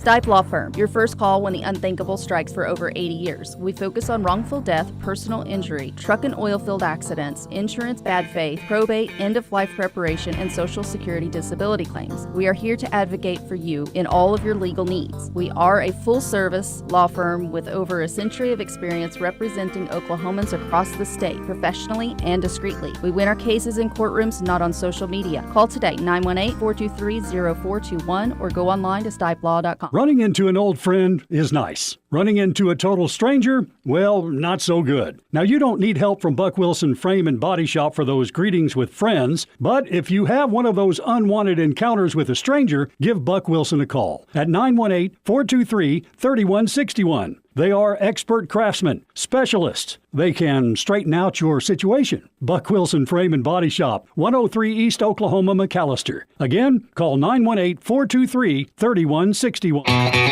Hey guys, it's Sam from Sam Wampler's Freedom Ford in McAlester and Eufaula. With 2 locations to choose from, we have close to 200 vehicles on the ground and coming in. And with vehicles starting at $29.95, we have something for everyone. And if you need parts or service, we are loading up at both locations to serve you better. Plus, with our mobile service van and our pickup and delivery, we can help you with sales and service no matter where you are. So come see us at Sam Wampler's Freedom Ford in McAlester and Eufaula and let us make it. So, checking accounts. There seems like a ton to choose from, right? I was looking for one that didn't charge monthly fees, with bounce protection, and had mobile banking. I found the Bank NA. The Bank NA has been voted #1 for 10 years in a row in the McAlester News Capital's Reader's Choice Awards. The bonus is that they're local, so the money stays in town. Call 918-423-2265 or go in to find what you need in checking options. The Bank NA. Strong, secure, and ready to loan. Member FDIC, Equal Housing Lender.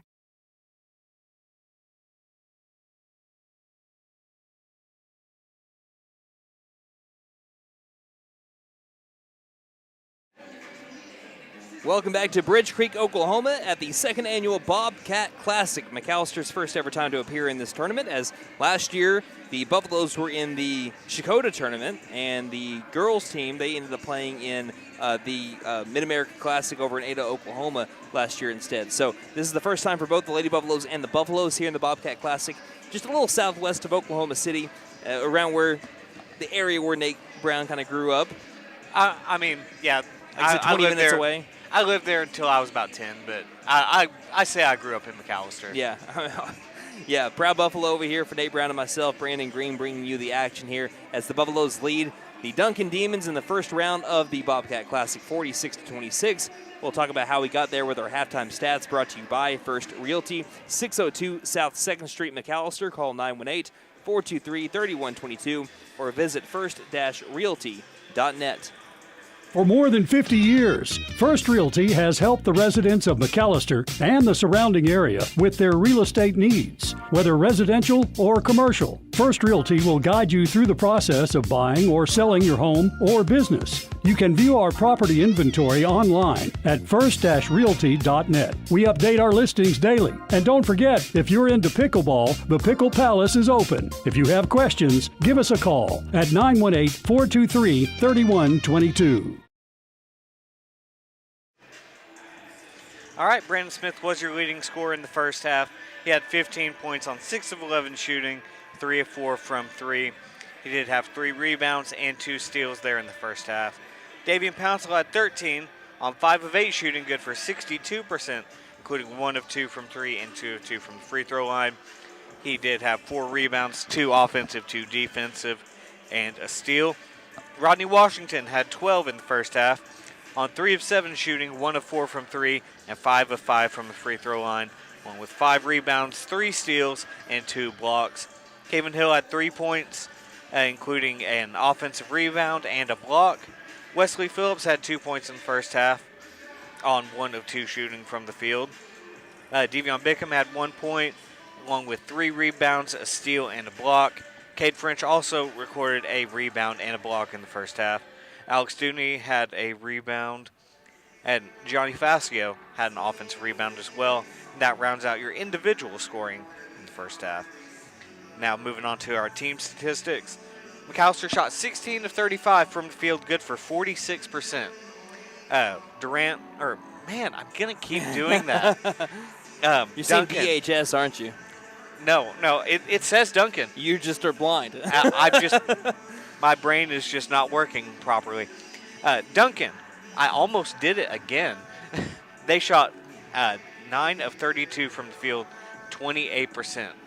And then 0 of 7 from 3 for the Demons, 5 of 11 for 3 from McAlester. McAlester 9 of 11 from the free throw line, 8 of 12 for Duncan, so relatively similar there. Rebounds are dead even at 19 apiece. Duncan has 9 offensive rebounds, McAlester 8, 11 defensive rebounds for the Buffs, 10 for the Demons. Where McAllister's winning this game outside of shooting is the turnover battle. McAlester has forced 12 Duncan turnovers. Duncan has only forced 7.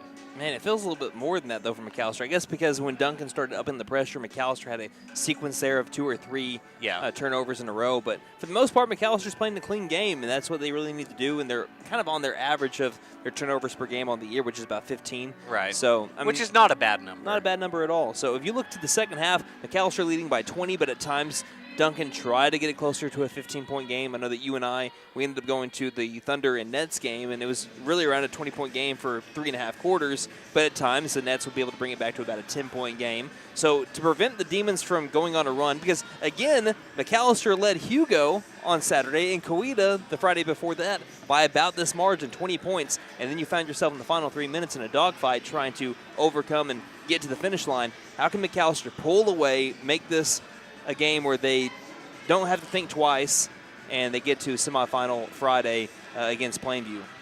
Well, main thing is just keep up the pressure on the defensive side.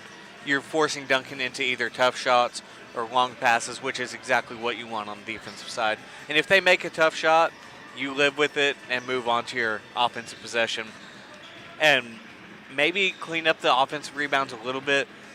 Duncan kind of started getting more offensive rebounds there in the second quarter. But outside of that, you keep playing the way you are, you're going to semifinals. I'm glad that you mentioned the offensive rebound thing, because that is what Coach Dooney was most upset with in the first half. Right. It was because he felt like he had his guys in positions to be able to grab rebounds. It just was not happening, and Duncan was able to get second, third, fourth chances at points on possessions in the first half. So that is what I want to see better from McAlester in the second half. Not as many offensive rebounds. McAlester was really good in the first quarter at ending Duncan possessions. They need to get back to it in the third quarter. But again, you can't really complain. You had a second quarter 5 days ago where you only scored 4 points. McAlester much better in the second quarter here today. So trying to get that momentum and carry it into the third quarter, try to run away with it, leave no doubt, and get ready for Plainview tomorrow if they can keep up the pressure and expand on their 20-point lead at the break. Again, 46-26 is our score currently. McAlester on top. This is your voice of the Buffaloes, Brandon Green, alongside Nate Brown, your color commentator / stats man. Your first half stats are brought to you by First Realty, 602 South 2nd Street, McAlester. Call 918-423-3122 or visit first-realty.net. Again, the winner of this game takes on Plainview tomorrow at 5:30 in the semifinals. The loser of this game takes on Chickasha at 11:30 in the consolation bracket. That game earlier today was at 11:30. Close one, back and forth all throughout. Plainview just barely got the better of Chickasha, 44-40. We'll take a 30-second break and be back again at halftime. McAlester leading 46-26 over Duncan here on day one of the Bobcat Classic on KNED.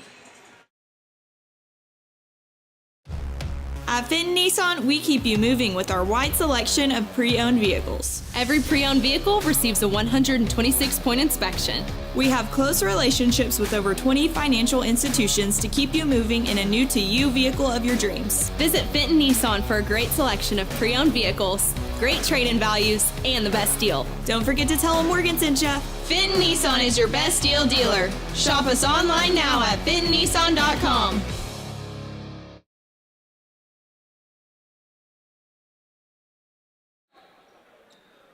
Welcome back to Bridge Creek, Oklahoma, day one of the Bobcat Classic. We're about getting ready to get started here as we have an inbound to the Duncan Demons, number 3, Dorsey, and we are back underway. On the floor for McAlester, we have Bickham, Smith, Dooney, Pouncils. Here's a wonderful move by Caden Armstrong, leaving his defender in the washer to be able to score. And here early, a near steal finds its way over to Dooney. Dooney's double-teamed in the corner, and Dooney has it ripped away by, I believe that's number 15, Brant Stocking, who had to leave early in the first quarter with a quick 2 fouls. Now to the corner. Carr with the corner 3. This one's short, and we have a foul that should be called on Armstrong as he pushed over Devion Bickham. And Duncan doesn't agree with the call, but that's what happened. Now let me restart this again. Bickham on the floor with Dooney, Washington, Smith, and Pouncil. McAlester is leading 46-28 as we're just now beginning the second half. McAlester will be on the left side of the half-court line when they're shooting the basketball. Obviously, Duncan on the right.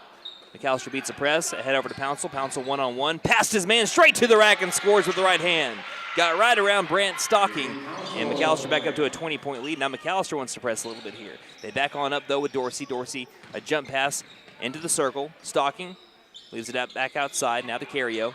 Cario works off a screen, picks up his dribble, hands it off over to Carr. Carr on the drive, tries to get past Davian Pouncil, and Pouncil hits the deck after the missed shot. Carr gets his put back in. And we're trading shots here to begin the third quarter early on. 48-30, McAlester leads by 18 again. Right wing, Pouncil into the paint. Up for another tough two, this time with the left hand, and it rolled over the rim. Through the bucket, 50-30, McAlester leads again by 20. Carr drives in, kicks late. Cario near corner three, looks good, a little too strong. Smith climbs the ladder, brings down the board, Smith down the floor. Far sideline he goes, stops, stutters, pass high post, driving in, Bickham with the floater, got the roll. Devion Bickham with his first made shot from the field today, and the Buffaloes with a game-high 22-point lead, 52-30, with 6:15 left in the third. Bickham's got 3 points today. Dorsey stops, pops, shots, left elbow is short, rolls straight to Carr. Carr pulls up from inside the paint, can't get his shot to go. Pouncil with the board, had it stripped loose and stolen by Armstrong. Armstrong runs over Davian Pouncil, and that will be a charge. Armstrong with the second offensive foul of the third quarter. He's up to 4 fouls, I now believe. Yep, and he is going to check out right here. And coming in will be Zion Butler, who had a really good first half himself. So Duncan feeling good about, not having Armstrong for a majority, if not all of the third quarter, but with how Butler's played, they feel a little bit better about having to sub in for Armstrong. Here's a tip and a steal here by the Demons. Cario with it. Backpedals beyond the three-point line. Gets past Washington. Into the paint he goes. Tough two is on the way. Can't get the roll. And Dooney with the rebound after a nice box out. Butler was draped on top of him. And that'll be a foul on Butler and a quick 3 team fouls on the Duncan Demons in the third quarter. Oh, they're going to call it. They call that a jump ball? Yep. You're kidding. I'm not kidding. Butler was draped all over Alex Dooney. I know an over-the-back call is not a call, but the contact that you make is, and that was about, it looked like an awkward prom picture. It did. Dooney right front court. Passes over to Washington, left wing. Zooms past his man, jump pass back out to the left wing. Smith sets up for three and knocks it down. Painted gold. Brandon Smith with his fourth made three of the game. He's now 4 of 5 from downtown. 55-30 is our score. McAlester leads by 25, and Smith, before you can blink, gets a steal and lays it home on the other end. 57-30 as TNT continues to be explosive here in Bridge Creek. He's got 20 today. Carr gets a long pass, drives baseline, tries to go around Pouncil, and Pouncil is still moving his feet. That'll be a foul on Davian Pouncil. Foul was not on the shot. Will be a side-out foul. Pouncil's second personal, team first of the third quarter, as the Buffaloes have owned the third quarter, inching closer to a 30-point advantage. It's 57-30. Wesley Phillips checking in for Devion Bickham. Dorsey inbounds to Butler. Left of the glass baseline, backpedals it up beyond the perimeter. Gets it out back over to Dorsey, left wing, guarded well by Dooney. Back into the corner, quick three on the way, and way too short. Grazed the bottom of the netting. Rebounded by Washington directly under the back or underneath the netting. Near corner three by Smith, and he is filling it. There's Brandon Smith's fifth made three. Painted gold for TNT. He's got 23. 60-30, McAllister's doubled their lead. Carr quickly the other way, can't finish. Butler's got the offensive board, back out far corner. Feeding it back inside, Carr contested two. That one won't fall either. And a rebound by Butler. He goes up for two and is fouled. Foul's going to be on Wesley Phillips. That's his team second here in the third quarter. So Zion Butler, 2 free throws. By the way, if you're wanting to know if you can still watch Pit 8 basketball here on our McAlester Radio YouTube channel, yes, you can. We might be cutting in a little bit into their pregame show, but if everything goes well today, as Butler banks in the first free throw, if everything goes well today, then you should be getting into Pit 8 action on the McAlester Radio YouTube stream just about time for tip-off. That's our goal here. Yeah, that's exactly what we're hoping for. On the floor now, Hill, French, Phillips, Dooney, and Smith. Second free throw is back ironed, and French has got the rebound left alone inside the paint. Passes back to Dooney after it was tipped loose by Carr. 29-point McAlester lead over Duncan with 4:18 left in the third. French quick inbound into the backcourt to Dooney. Getting a lot of pressure here by the Duncan Demons with the press. Dribbling into a double teamed. Dooney's in trouble and will have a jump ball, and it will go to the Demons, and this is why the jump ball earlier really shouldn't have been called. Yeah. Because it gives the ball back over to the Demons. I'm still bewildered by that non-call where Dooney had a Demon draped on him. Bounce pass Into the short corner, back outside. Cario. Nice move around Smith into the paint. With a pass down to the baseline that feeds it back out to the top of the key. Stockton. Now to the free throw line. The 2 is up and missed by Dorsey. Smith's got another board. Tries to get ahead to Dooney. That's tipped and stolen again by Dorsey. Dorsey down the floor. Stops, stutters. Towards the rim he goes. 2 is up over Wesley Phillips and made. 16-33. McAllister's leads now down to 27. Smith right past one man. Tries to go past another and lost control of the ball. Didn't really lose control of it. Butler poked it loose. I will say for Duncan, Butler coming off the bench has been elite today at picking dribbles. Yeah. Really good.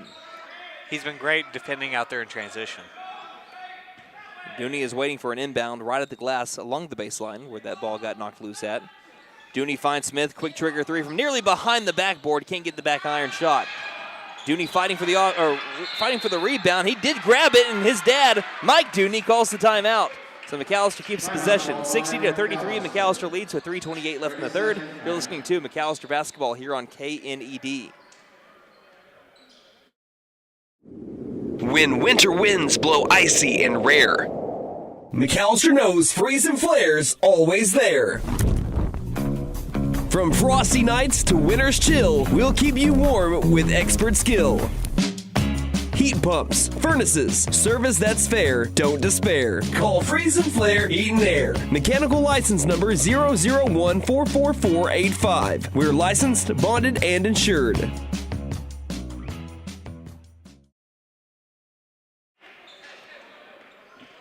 So McAllister, they end up having their first timeout be called because Alex Dooney made a stellar hustle play along the baseline to be able to save a possession. Into the game now for McAllister is number 11. It's Case Patton today, not Desmond Hall. Case Patton is wearing number 11 today for the McAllister Buffaloes. 3:28 left in the third quarter. McAllister leading 60-33, and they have the ball on an inbound. They'll lob it out over to Cade French, right wing. French tries passing over to Patton. It's tipped but taken back by Patton near the half-court line. Patton fakes the pass right, does eventually do so, but further in near the corner to Brandon Smith. Smith left alone. The pass to the top of the key to French. French driving in. Floater is up, and he left that one short. Might have been tipped. And it'll be a Duncan rebound as McAllister goes 2 and done on that possession. Dorsey dribbles up to the three-point line. Angle right. Gets a screen by Butler. Tries passing inside. It's tipped by Patton and intercepted by Caven Hill. So Patton in his first varsity action so far. Playing a little bit of a role there with the steal. Smith now with the ball. Hook pass trying to find Phillips. It's poked, but taken back by Smith. Smith regains his footing and drives straight to the rim and scores. He's up to 25. He is now 4 points away from tying his career high. He has not reached the 30-point club yet. Is today the day that he does it? Dorsey between the rings. Passes angle left. Stockton. Stops, guarded up well by Hill. Passes the top of the key to Carr, guarded well by Smith. Gets a screen, pulls up, left elbow, pop and shot is missed, rebounded by Patton. Patton down the floor, down the middle of it. Dribbles up to the three-point line, passes angle left to Smith. Smith back to Patton. Patton thought about the straightaway 3. Instead, Smith will take the left angle 3. Got it again! Paint it gold for Brandon Smith. The kid is hot today, and he's up to 28 points, 65-33, and we still have another fourth quarter to go. Dorsey with the ball, over to Carr, angle left 3 is good, and there's Duncan's, I believe, first made 3 of the game. They were 1 of 10 before that. So Carr gets the 3, Patton with the pass over the timeline, drives into the paint, goes up for 2 with the left hand, can't score, too strong. Phillips has got the offensive board. Phillips reverse layup, he's got another and 1. Wesley Phillips, he shoots, he scores right this way to the charity stripe, and Wesley Phillips with a new career high for the Buffaloes. Facio checks in for Smith. French comes in for Bickham. This might be a little bit selfish of me, but I really hope Brandon Smith comes in with a chance to join the 30-point club. I absolutely hope he does. Just for one bucket. Phillips' free throw is on the way and good. Phillips 1 of 2 from the free throw line today. He's got 5 points. 68-36. McAllister leads by 32. Carr driving in. Carr, nice move towards the rim and scores with the right hand. I told you Carr's a baller. Carr is a really good player, the senior for the Duncan Demons, standing at 6'1". Patton in the front court. Team up by 30, tries feeding it to the low post. Phillips jumps on top of the ball, and we'll have a jump ball here, staying with the Buffaloes. Nice hustle play by the senior Phillips to keep McAllister's possession alive. So it's Bickham, Facio, Patton, Phillips, and Hill on the floor for the black and gold. Hill gets the inbound on top of the Bobcat logo. Again, they're left at the half-court line if you're listening on radio, wearing their home white uniforms, the home team on the scoreboard. Bickham's left alone. He goes up for the 2 and is fouled on his way towards the rack. He just found a wide open lane and said, okay. All right. And Bickham will have 2 free throw attempts here. This trip to the charity stripe brought to you by Big V Feed Center. For your animals' needs plus winter feed booking prices, call 918-426-1951. Foul was on C.J. Warner, his first, team 4th for Duncan. Bickham's first attempt is nothing but net. He's up to 4 points today.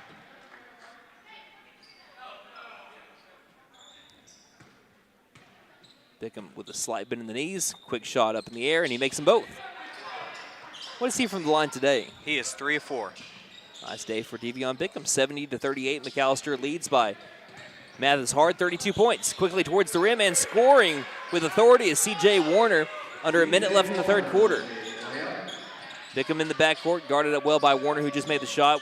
Now rocking with a little bit of confidence and swagger. He gets the ball stripped away from Patton. Carr now in the backcourt. 30-point deficit for Duncan. Carr, the top of the key, feeds it to a trailing man. And traveling is that trailing man, Sam Lipscomb. He'll get the ball back to the Buffaloes. McAllister's season high this year is 80 points, and it was in their season opener against Tahlequah, 80-52. So we have 40 seconds left in the third. They're 10 points away from that mark.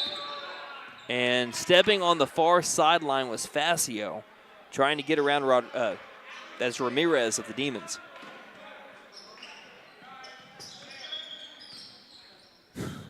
Lipscomb was about to just start the offense without an inbound. Ramirez, don't think you can do that. I don't think you can do that. They tried to do it in Durant, but I don't think. Right wing, if anyone remembers that play. Here's a pass to the near corner. Lipscomb pulls up for a mid-range baseline jumper. Too strong. Rebounded by Facio, and Facio is fouled. That'll be the 5th foul on the Demons here in the third quarter, so that sends Facio all the way to the other free throw line for 2 free throw attempts. Fouls on number 12, C.J. Warner, his second personal. As I mentioned, team foul number 5 to put McAlester in the bonus for the last 23 seconds of the quarter. Facio has not attempted a free throw so far this season. His first one with the Buffaloes, the freshman forward, so it's his first varsity free throw attempt. First one in the air and good. So there is Gianni Facio's first varsity point. You never forget it. Once you get that one in your back pocket, then it's smooth sailing from there, right? Absolutely. Second free throw is rimmed out. Good box out. Rebound by Butler. 20 seconds left in the third. McAlester 31-point advantage. Butler down the floor himself, coast to coast. Lost control of the ball. Gathers it back. Heels near the baseline. Lost his glasses. Don't step on him. And it's stolen by Bickham.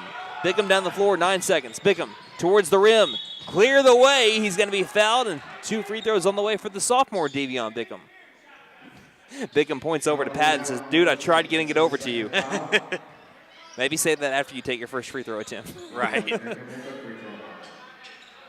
I say that because, of course, they called it on the shot. But he pointed over at Pat and said, I was looking for you, man. I was trying to give you that attempt. First free throw does not fall for Bickham. He's 3 of 5 from the line right now. You know, Nate, we've been watching this team now. What is this their 13th game as Bickham misses the second free throw, back irons it. I love the team chemistry amongst these guys. Yeah, there's great chemistry on this team. Carr lost the ball. Bickham gets it back. Half-court shot at the buzzer. Oh, just a little off to the right. And that'll be the end of the third quarter. McAlester with the third quarter to remember. They up their 20-point lead to a 31-point lead, 71-40. Put those fours up in the air, Buffalo fans. McAlester is leading 71-40 as we head to the fourth quarter here on the opening day of the Bobcat Classic on KNED. Patriot Chrysler Dodge Jeep and Ram in McAlester says to all Oklahomans, your voice and your dream to buy a new or used vehicle starts today at Patriot CDJR in McAlester. Take $17,000 off Ram 1500 trucks or get 0.9% financing for 72 months. Take $15,000 off 2,500 Bighorns. Together, we will make Oklahoma car buying great again. Patriot Chrysler Dodge Jeep and Ram in McAlester. Ram MSRP 57,605. Bighorn 7664. McAlester Direct Primary Care offers 24/7 access to your provider, deeply discounted rates on labs and imaging, more time with your provider, same-day or next-day appointments, and even home visits for a flat monthly membership fee. We now offer hormone replacement therapy in addition to our other services. For more information, please stop by our office, McAlester Direct Primary Care at 6th and Carl Albert, or give us a call at 918-233-6522. We begin the fourth quarter as the McAlester Buffaloes lead the Duncan Demons 71-40. And it looked like they're well on their way to making it to semifinal Friday here at the Bobcat Classic, the second annual one. Duncan with the basketball, driving towards the rim and going up with the two and missing it is number 12, C.J. Warner. On the rebound, Caven Hill grabbed it and was fouled immediately. Be the first team foul here in the fourth quarter. It was on Zion Butler. I was looking for the number. He was turned to his side, and I really couldn't find who that was. But on the floor for McAllister's, we had some changes. Case and Klein on the floor with Case Patton. Also Caven Hill, Wesley Phillips, and Gianni Facio. Patton passes angle right through the hands of Facio. He tries to gather it back, but it's stolen by Ramirez first. Ramirez down the floor with the left hand, stops around the left three-point arc. Passes down inside, low post, turnaround jump shot is made and one for Jordan Wiggins, who saved basketball. I'm going to make that save basketball joke anytime I see the last name Wiggins. But it's a nice shot there, and that's going to be a foul on Case Patton, his first personal, team first. Jordan Wiggins, the 6'3" sophomore forward. Again, Duncan's a pretty young team too, so they're only going to get better. They are going to be graduating 3 seniors. The free throw was missed. We had a lane violation. It was made, but there was a lane violation first by the Demons, so free throw will not count. Will go down as a free throw miss. They will lose Davian Carr, who, again, I have already raved about here for the Demons, but everyone else that has played major minutes today, other than Mendenhall, will be back next year for the Demons. I think they're just going to get better. I think what you're going to see is a lot of what we saw with McAlester last year into this year, as we have a travel by Patton inside the paint as he was trying to get his way closer towards the rim. Because McAlester last year only won 3 games. Only won 3 games last year for the McAlester Buffaloes. Now they're inching to having their 3rd straight win for a 2nd time this year. Getting closer to that 8-5 mark. The best season that McAllister's had in about a decade is the 13-12 mark that they had in 2021-2022. Here's a pass to the low post. We should have a jump ball here, and it will be. And as Wesley Phillips came away with the basketball, you can credit him with the steal and a nice game here on this Thursday for this senior, Wesley Phillips. And, you know, he's just getting better and better down the stretch, too. Wesley Phillips has been someone that you can plug in on defense, and he's going to play top-notch defense as Klein is fouled as he was dribbling closer to the paint by Cario. That'll be the 2nd team foul on Duncan. That will be Cario's first. Quick inbound near corner 3 by Patton is well short on the rainbow 3. Rebounded by Warner, going the other way. Cario for 2. He's fouled as he misses the shot on the layup, but he will get 2 free throws here with 6:49 left in the game. A reminder that at the conclusion of this game, we will take a break. We will go to our post-game stats, and then we will quickly send you over on the video stream side of things over to the Pit 8 basketball tournament for semifinal Thursday. Fouls on Klein, his first personal. Team foul number 2 as Cario makes the first free throw. And again, talk about the team chemistry. Everyone is rooting for Patton right now to be able to make that first 2 or 3 or whatever he takes. Cario's second free throw was made. I think it was both Brandon Smith, it was Bickham and Washington that went to go talk to Patton. So you got this, man. Just keep it going. If you can go back, if anyone's friends with Shauna Dooney, I believe it's Shauna that ended up putting it on Facebook. Devion Bickham is awesome to watch on the bench. As we have a turnover on the Buffaloes, Caven Hill tried spinning his way towards the baseline. There was a clip, I can't remember who scored. It might have been Pouncil, but there was a clip of someone either about to score or who had scored, and Bickham is jumping up and down. I mean, knees up to his chest on the bench here. As we have a near corner. Thought about the 3 was Mendenhall to get it back inside. 2 is up, blocked by Phillips, and rebounded by Facio.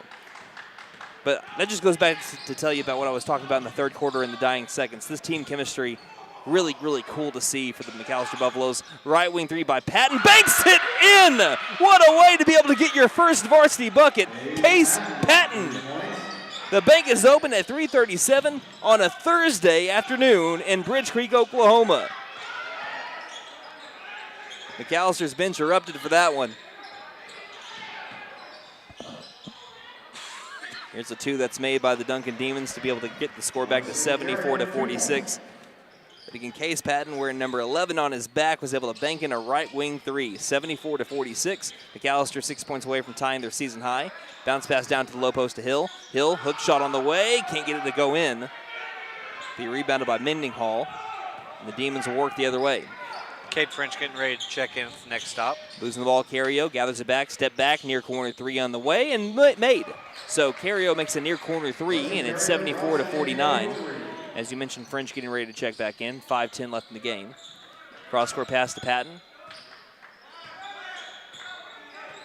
Patton left wing, passes high post to Phillips. Just in front of the free throw line, he gets it back out to the right wing. Patton backpedaling.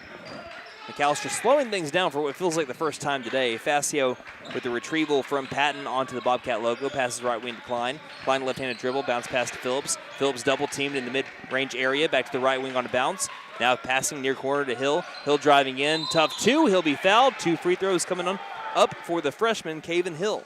Foul's going to be on number 24. That is Jordan Wiggins. It's the 3rd team foul on Duncan. And that is Wiggins' 2nd foul. He did not say basketball right there. Hill's first free throw is made. If anyone's not a Thunder fan or just not on the internet a whole lot, then you're probably not knowing what we're talking about. By the way, this trip to the free throw line brought to you by Big V Feed Center. For your animals' needs plus winter feed booking prices, call 918-426-1951. Cade French checks in for Patton. Hill's second free throw is no good. Tipped around a little bit and rebounded by Jordan Wiggins. Wiggins down the floor, stops at the three-point line, and a little backwards pass over to C.J. Warner, who's trying to get the advantage along the baseline. Reverse layup is missing the rim. Phillips had the board, but then fell on top of the ball. We're going to have a jump ball here, and it will be Duncan basketball. So unless the Demons can start sparking a run here down by 26 with 4:22 left in the game, McAllister will advance to take on Plainview tomorrow at 5:30. I'll give you some prep on Plainview here in just a moment. Here's a nearly behind the backboard hook shot by Jordan Wiggins that rattles home, and it's 75-51, 24-point McAllister lead. French throws it straight to Ramirez. Ramirez being tracked down by Facio. Up for 2, got it to go. And it's 75-53 as Patton's getting ready to check back in for the Buffaloes. Klein head over to Facio. Facio angle left, 22-point McAllister lead. Hill was tripped up in the low post, but there'll be a blocking foul called. This one, let's see who hit the deck there. It looks like it was Mendenhall.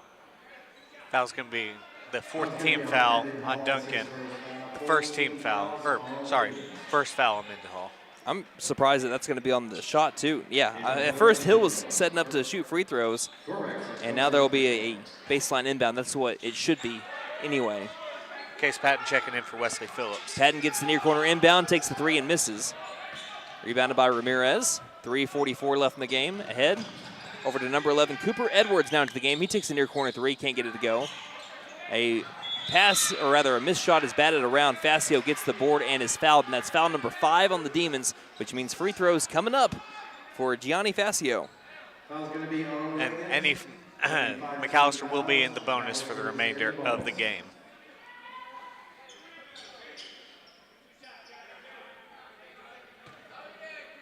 So Gianni Facio, who's already hit 1 free throw today, takes his 3rd free throw attempt and hits off the front iron.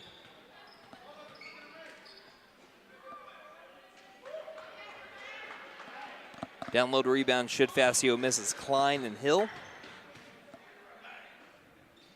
Second free throw is missed. It rattles out, and Klein gets the rebound on a good bounce. Buffalo bounds out to Klein in the near corner. French now with the ball. And he's going to be reached in on by C.J. Warner. 2 more free throws for Cade French. Again, in the bonus for the last 3 minutes and 32 seconds is McAllister. That is the 3rd personal on C.J. Warner. And Brandon, that is 22 total team fouls on Duncan today. Golly. French's first shot, short. French at the free throw line, now 1 of 3 this season. By the way, looking at Plainview, that's who McAlester will be playing tomorrow. They've already played Durant. That's the only common opponent that the two teams have. Right. Durant beat Plainview 57-27 in the season opener on November 21st. Second free throw is up and in for French. Makes the score 76-53 with 3.5 left. French got an inbound steal and then was pushed out of bounds. We're going to have more free throws here. This will be a long last 3 minutes and 30 seconds. So more free throws here for Cade French as McAlester leads 76-53. But again, I hate the scoreboard watch, but when you see, I know McAlester also. That's all we can do, really. That's all you really can do if you're wanting to get an idea on how Plainview is, as the first free throw by French is made. But if you want to get an idea on how good Plainview is, Durant's a good team this year. Yeah. They beat McAlester twice. At Durant, they beat them by 19, as there's a missed shot by French, rebounded down the near corner quickly is Warner. Warner towards the low post, and we'll have a foul on the floor.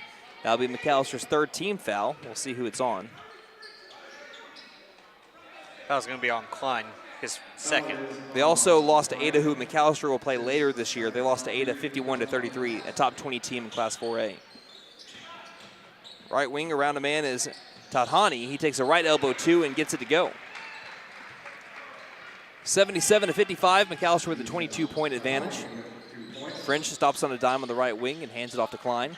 Klein penetrates back outside. Facio near corner three, short, as that'll be rebounded by Tadhani, and Duncan quickly the other way.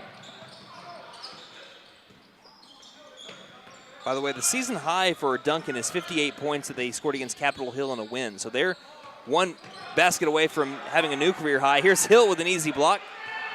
He'll get the rebound as well. Hill down the floor, 2:42 left in the game, 77-57. Left wing, French thought about three, now deep into the corner to Klein. Klein working around the three-point line and with a quick pass out to Patton, back right wing. That ball gets knocked loose, retrieved back by Patton on top of the Bobcat logo. Will pass across the half-court line. Now to the near corner. French into the paint, lost the ball, stripped away by C.J. Warner, who's played great defense here in the fourth quarter. Ahead over to a man, two-pointer is up, and a new season high for the Demons as that shot made by Caleb Davis. It's 77-59. French bounce pass down low. Nice look for Caven Hill as Hill puts on another basket from the right block, and it's 79-59. McAlester is one basket away from having a new season high. 1:58 left in the game. Free throw line jumper by Tadhani is good as well. He's liking those mid-range jumpers, and now we're just trading shots. It's an 18-point game. McAlester leading in the dying 1 minute and 48 seconds. 79-61. Case Patton slow walks it across the half-court line. For the most part, left alone. Pass to the high post, ripped away again. C.J. Warner with another steal. Actually, that one was Tadhani. And was that Patton or was that Facio that was able to knock it off of Tadhani, who was driving down the near sideline off his knee, out of bounds, gives the possession back to McAlester. I couldn't see it because, you know, that's kind of blocked for us. And we're pretty high over here at Bridge Creek, but I do like the advantage. Not the highest we've ever been at a basketball game. No, we went to, if everyone's ever been to Carl Albert's Gymnasium, that is like you're climbing up Mount Kilimanjaro. Far corner, Klein for the southpaw three, can't get it to go. Tipped around a little bit and rebounded by the Demons again, this time by Cooper Edwards. 1:11 left in the game. Edwards stops, lost the dribble at the top of the key. Back out left wing, bounce pass is tipped around as well. Hill's got the steal, still bouncing around in the front court, and taken back by the Demons in the back court. Taking it back around is Edwards. Edwards on the drive. Edwards with the layup, and he traveled first. This is what I love about Coach Dooney. It's an 18-point game, well ahead. Coach your starters the same way that you coach the guys that are going to be your future players later on down the line, too. You're exactly right. And Coach Dooney, he's going to coach them all the same way. I love that. Patton carried the ball across the half-court line, put his hand underneath it, and just with the carry. There's still the things that Coach Dooney doesn't want to see, because he's like, I want to be able to mold these guys into guys that will be big-time players for us down the line. And they're all young that you see. Yep. All of them young on the floor right now. Talk about freshmen, sophomores. Right wing kind of losing his footing was Edwards. He's able to get it out to the right wing to Davis. 35 seconds left. Davis baseline jumper won't fall. We have a fight for a rebound, and it'll be McAlester basketball as Patton was able to get his hands in on it. He was tied up with Ellis Albin. 32 seconds left, 79-61. Buffaloes lead by 18. Duncan will pressure as Klein takes it across the half-court line. Between the rings, he feeds it with the left hand to Patton. Let's see if McAlester just plays keep away or they're going to try to go with one more shot here. Passing right side to French. 15 seconds. French backpedals. Looks like they just want to really run the clock out is what they want to do. Duncan still applying pressure here. 8 seconds left. 7, and there'll be a 5-second call and a turnover on the Buffaloes. And Coach Dooney's yelling to Cade French, throw it. They're still counting. Yeah. 7 seconds left in the game. McAlester advance into the winner's bracket tomorrow. Here's a left wing Warner drive. Feeds it in late. 2 is up, and a foul called with 0.9 seconds will send Ellis Albin to the free throw line. Foul is going to be on. That's Cade French. His first 4th team foul. I don't think Duncan will get into the bonus. You never know with 0.9 seconds. First free throw is missed by Albin. All of the Demons want to see Albin hit this free throw. Left foot slightly in front of the right. The second one's up in the air, won't fall. Hill's got the rebound, and that will be the ball game. The McAlester Buffaloes advance to the winner's bracket with a 79-61 win over the Duncan Demons here in day 1 of the Bobcat Classic from Bridge Creek, Oklahoma. Again, final score 79-61. The Buffs defeat the Demons. We're going to be taking a break, and when we come back, we'll have our post-game stats, and then we'll send you over to the Southeast Expo Center in McAlester, getting ready for Pit 8 action on the video stream side of things. So again, we'll take a little bit of a break. Be back in just a moment here on KNED. Dive Law Firm, your first call when the unthinkable strikes for over 80 years. We focus on wrongful death, personal injury, truck and oil field accidents, insurance bad faith, probate, end-of-life preparation, and Social Security disability claims. We are here to advocate for you in all of your legal needs. We are a full-service law firm with over a century of experience representing Oklahomans across the state, professionally and discreetly. We win our cases in courtrooms, not on social media. Call today, 918-423-0421, or go online to stipelaw.com. Running into an old friend is nice. Running into a total stranger, well, not so good. Now, you don't need help from Buck Wilson Frame and Body Shop for those greetings with friends, but if you have one of those unwanted encounters with a stranger, give Buck Wilson a call at 918-423-3161. They are expert craftsmen, specialists. They can straighten out your situation. Buck Wilson Frame and Body Shop, 103 East Oklahoma, McAlester. Again, call 918-423-3161. Hey guys, it's Sam from Sam Wampler's Freedom Ford in McAlester and Eufaula. With 2 locations to choose from, we have close to 200 vehicles on the ground and coming in. And with vehicles starting at $29.95, we have something for everyone. And if you need parts or service, we are loading up at both locations to serve you better. Plus, with our mobile service van and our pickup and delivery, we can help you with sales and service no matter where you are. So come see us at Sam Wampler's Freedom Ford in McAlester and Eufaula and let us make it happen for you. So, checking accounts. There seems like a ton to choose from, right? I was looking for one that didn't charge monthly fees, with bounce protection, and had mobile banking. I found the Bank NA. The Bank NA has been voted #1 for 10 years in a row in the McAlester News Capital's Reader's Choice Awards. The bonus is that they're local, so the money stays in town. Call 918-423-2265 or go in to find what you need in checking options. The Bank NA. Strong, secure, and ready to loan. Member FDIC Equal Housing Lender. At Fenton Nissan, we keep you moving with our wide selection of pre-owned vehicles. Every pre-owned vehicle receives a 126-point inspection. We have close relationships with over 20 financial institutions to keep you moving in a new-to-you vehicle of your dreams. Visit Fenton Nissan for a great selection of pre-owned vehicles, great trade-in values, and the best deal. Don't forget to tell them Morgan sent ya. Fenton Nissan is your best deal dealer. Shop us online now at fentonnissan.com. When winter winds blow icy and rare, McAlester knows Freeze and Flare's always there.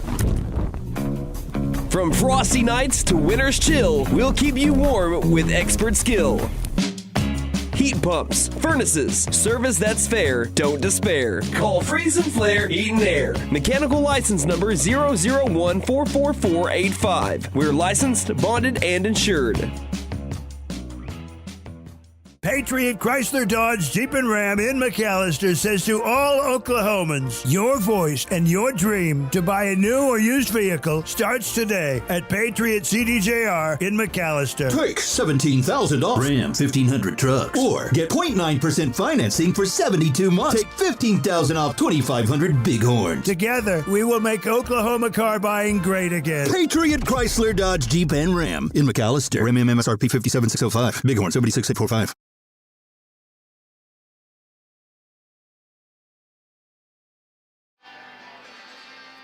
Welcome back to Bridge Creek, Oklahoma, where the McAlester Buffaloes defeat the Duncan Demons in a final score of, that was 79-61 here. Again, 79-61, the McAlester Buffaloes end up defeating the Duncan Demons. They led by as much as 30 points at one point. All the starters came out for the fourth quarter to get some more of the reserves, some playing time to be able to get them experienced in some varsity action. So it was cool to be able to see that. Anytime that you can do that, it's a good day of basketball. But the McAlester Buffaloes improved to 8-5 on the year. The Duncan Demons dropped to 2-13 on the season, again with an 18-point 79-61 win over the Duncan Demons. McAlester was 1 point away from tying their season high that they had against Tahlequah at 80 points. The Duncan Demons, meanwhile, they set a new season high, 3 points greater than what they had against Capitol Hill in one of their 2 wins earlier this season.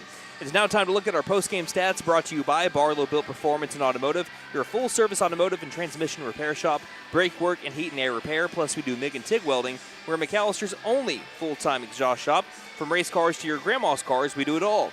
We sell tires and wheels. Barlow Built Performance and Automotive, 2201 North Main Street, McAlester, open Monday through Friday, 8 a.m. to 5 p.m. Call 918-318-0323. So our final stats here today, Brandon Smith went 11 of 17 from the field for 65%, 6 of 8 from 3.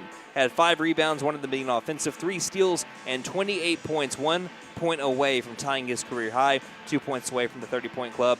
He was 26 in the plus-minus department today. Brandon Smith, fantastic here on this Thursday. Davian Pouncil, 70% from the field on 7 of 10 shooting, 1 of 2 from 3, 2 of 2 from the charity stripe. He had 5 rebounds, 2 of them offensive, 1 steal, and 17 points total for Davian Pouncil. Rodney Washington had 12 points on 3 of 7 shooting, 1 of 4 from 3, 5 of 5 from the line, 6 rebounds, 3 steals, and 2 blocks for Rodney Washington. Caven Hill with 6 points, which is 2 off of his career high, on 2 of 5 shooting, 0 of 1 from 3, 2 of 3 from the free throw line, 4 rebounds, 2 steals, and 2 blocks for Caven Hill.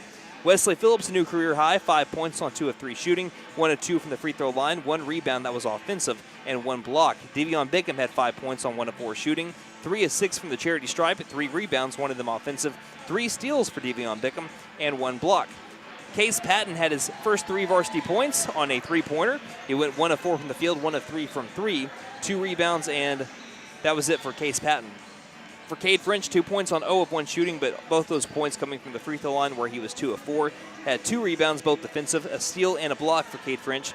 Gianni Facio had his first varsity point, 1 point on 1 of 4 from the free throw line. He was 0 of 2 from the field and 0 of 1 from 3.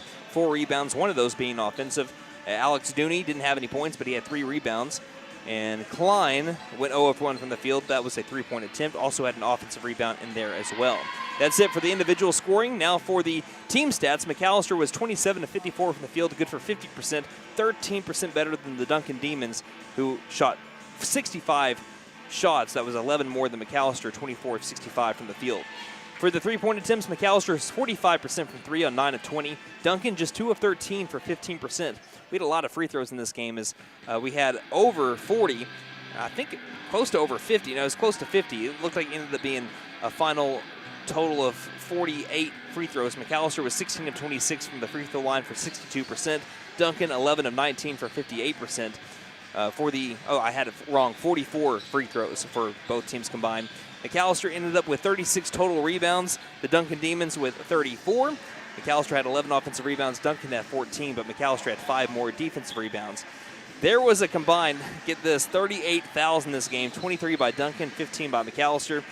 There was also 22 turnovers forced on McAlester. Duncan had 15 steals, and McAlester was able to force 21 turnovers on the Duncan Demons with 13 steals in there as well. Get this, for the second consecutive game, McAlester with 7 blocks, Duncan with just 2. and that propels McAlester to our semifinal Friday tomorrow against Plainview, who defeated Chickasha earlier today 44-40. Again, their game will be at 5:30. As for the Lady Buffaloes, who lost to Chickasha earlier today, they await the loser of Bridge Creek and Blanchard that play tonight at 7 o'clock. They will play whoever loses that game at 1 o'clock tomorrow. So our games tomorrow are at 1 o'clock and 5:30 here on KNED. The 1 o'clock game will be back also video streamed on the McAlester Radio YouTube channel. The 5:30 game will more than likely be streamed. For the first time ever, we'll do a stream on the McAlester Radio Facebook page. So that will be for the boys game tomorrow for our stream. So we encourage you to check in there, as the reason why we're doing that is because we have Pit 8 basketball action that is currently happening over at the Southeast Expo Center, and that will be taken up on the McAlester Radio YouTube stream from 4 p.m. onward. So, McAlester, final thoughts on this one. Kind of not a slow start, but it was about a 13-10 game at the time where it was anybody's game in the first quarter. McAlester exploded out to a 13-0 run, and from then on out, it was never in doubt. So, the Buffaloes were able to put a team away early. They were able to get the young guys in to be able to get some experience and to get some first varsity points. And anytime you can do that is a great day of basketball. So it's good for McAlester to be now getting into the semifinals where they take on Plainview, trying to win their first tournament championship since they won the Noble tournament, which was called the Dental Lodge Classic back in 2022. We're going to see if they can advance even further tomorrow. We encourage you to tune in. Until then, we'd like to thank our sponsors, Sam Wampler's Freedom Ford, the Bank & A, Fenton Nissan, Freeze and Flare Heat and Air, Patriot Chrysler Dodge Jeep and Ram McAlester Direct Primary Care, Stipe Law Firm, and Buck Wilson Frame and Body Shop. Thank you all for putting us on the air, not just today, not just all tournament long, but all season long as well. And a big thank you to our board operator, Wyatt Hubbard, for his work this afternoon, and thank you, the listener, for spending your Thursday afternoon with us. From day one of the Bobcat Classic at the Bridge Creek Gymnasium in Bridge Creek, Oklahoma, the McAlester Lady Buffaloes fell to Chickasha in a final score of 69-20, and the McAlester Buffaloes won their ball game of a final score of 79-61 over the Duncan Demons. If you're watching on YouTube, we now send you over to Philip Jewell Jr. and Chase McNutt at the Southeast Expo Center in McAlester, Oklahoma for semifinal Thursday of the 110th Annual Pit 8 Basketball Tournament. But as for the Buffalo broadcasts, until tomorrow when we continue the Bobcat Classic, on behalf of Nate Brown and myself, this is Brandon Green saying, Buffaloes win. And don't just have a great afternoon, have a Buffalo afternoon, everybody.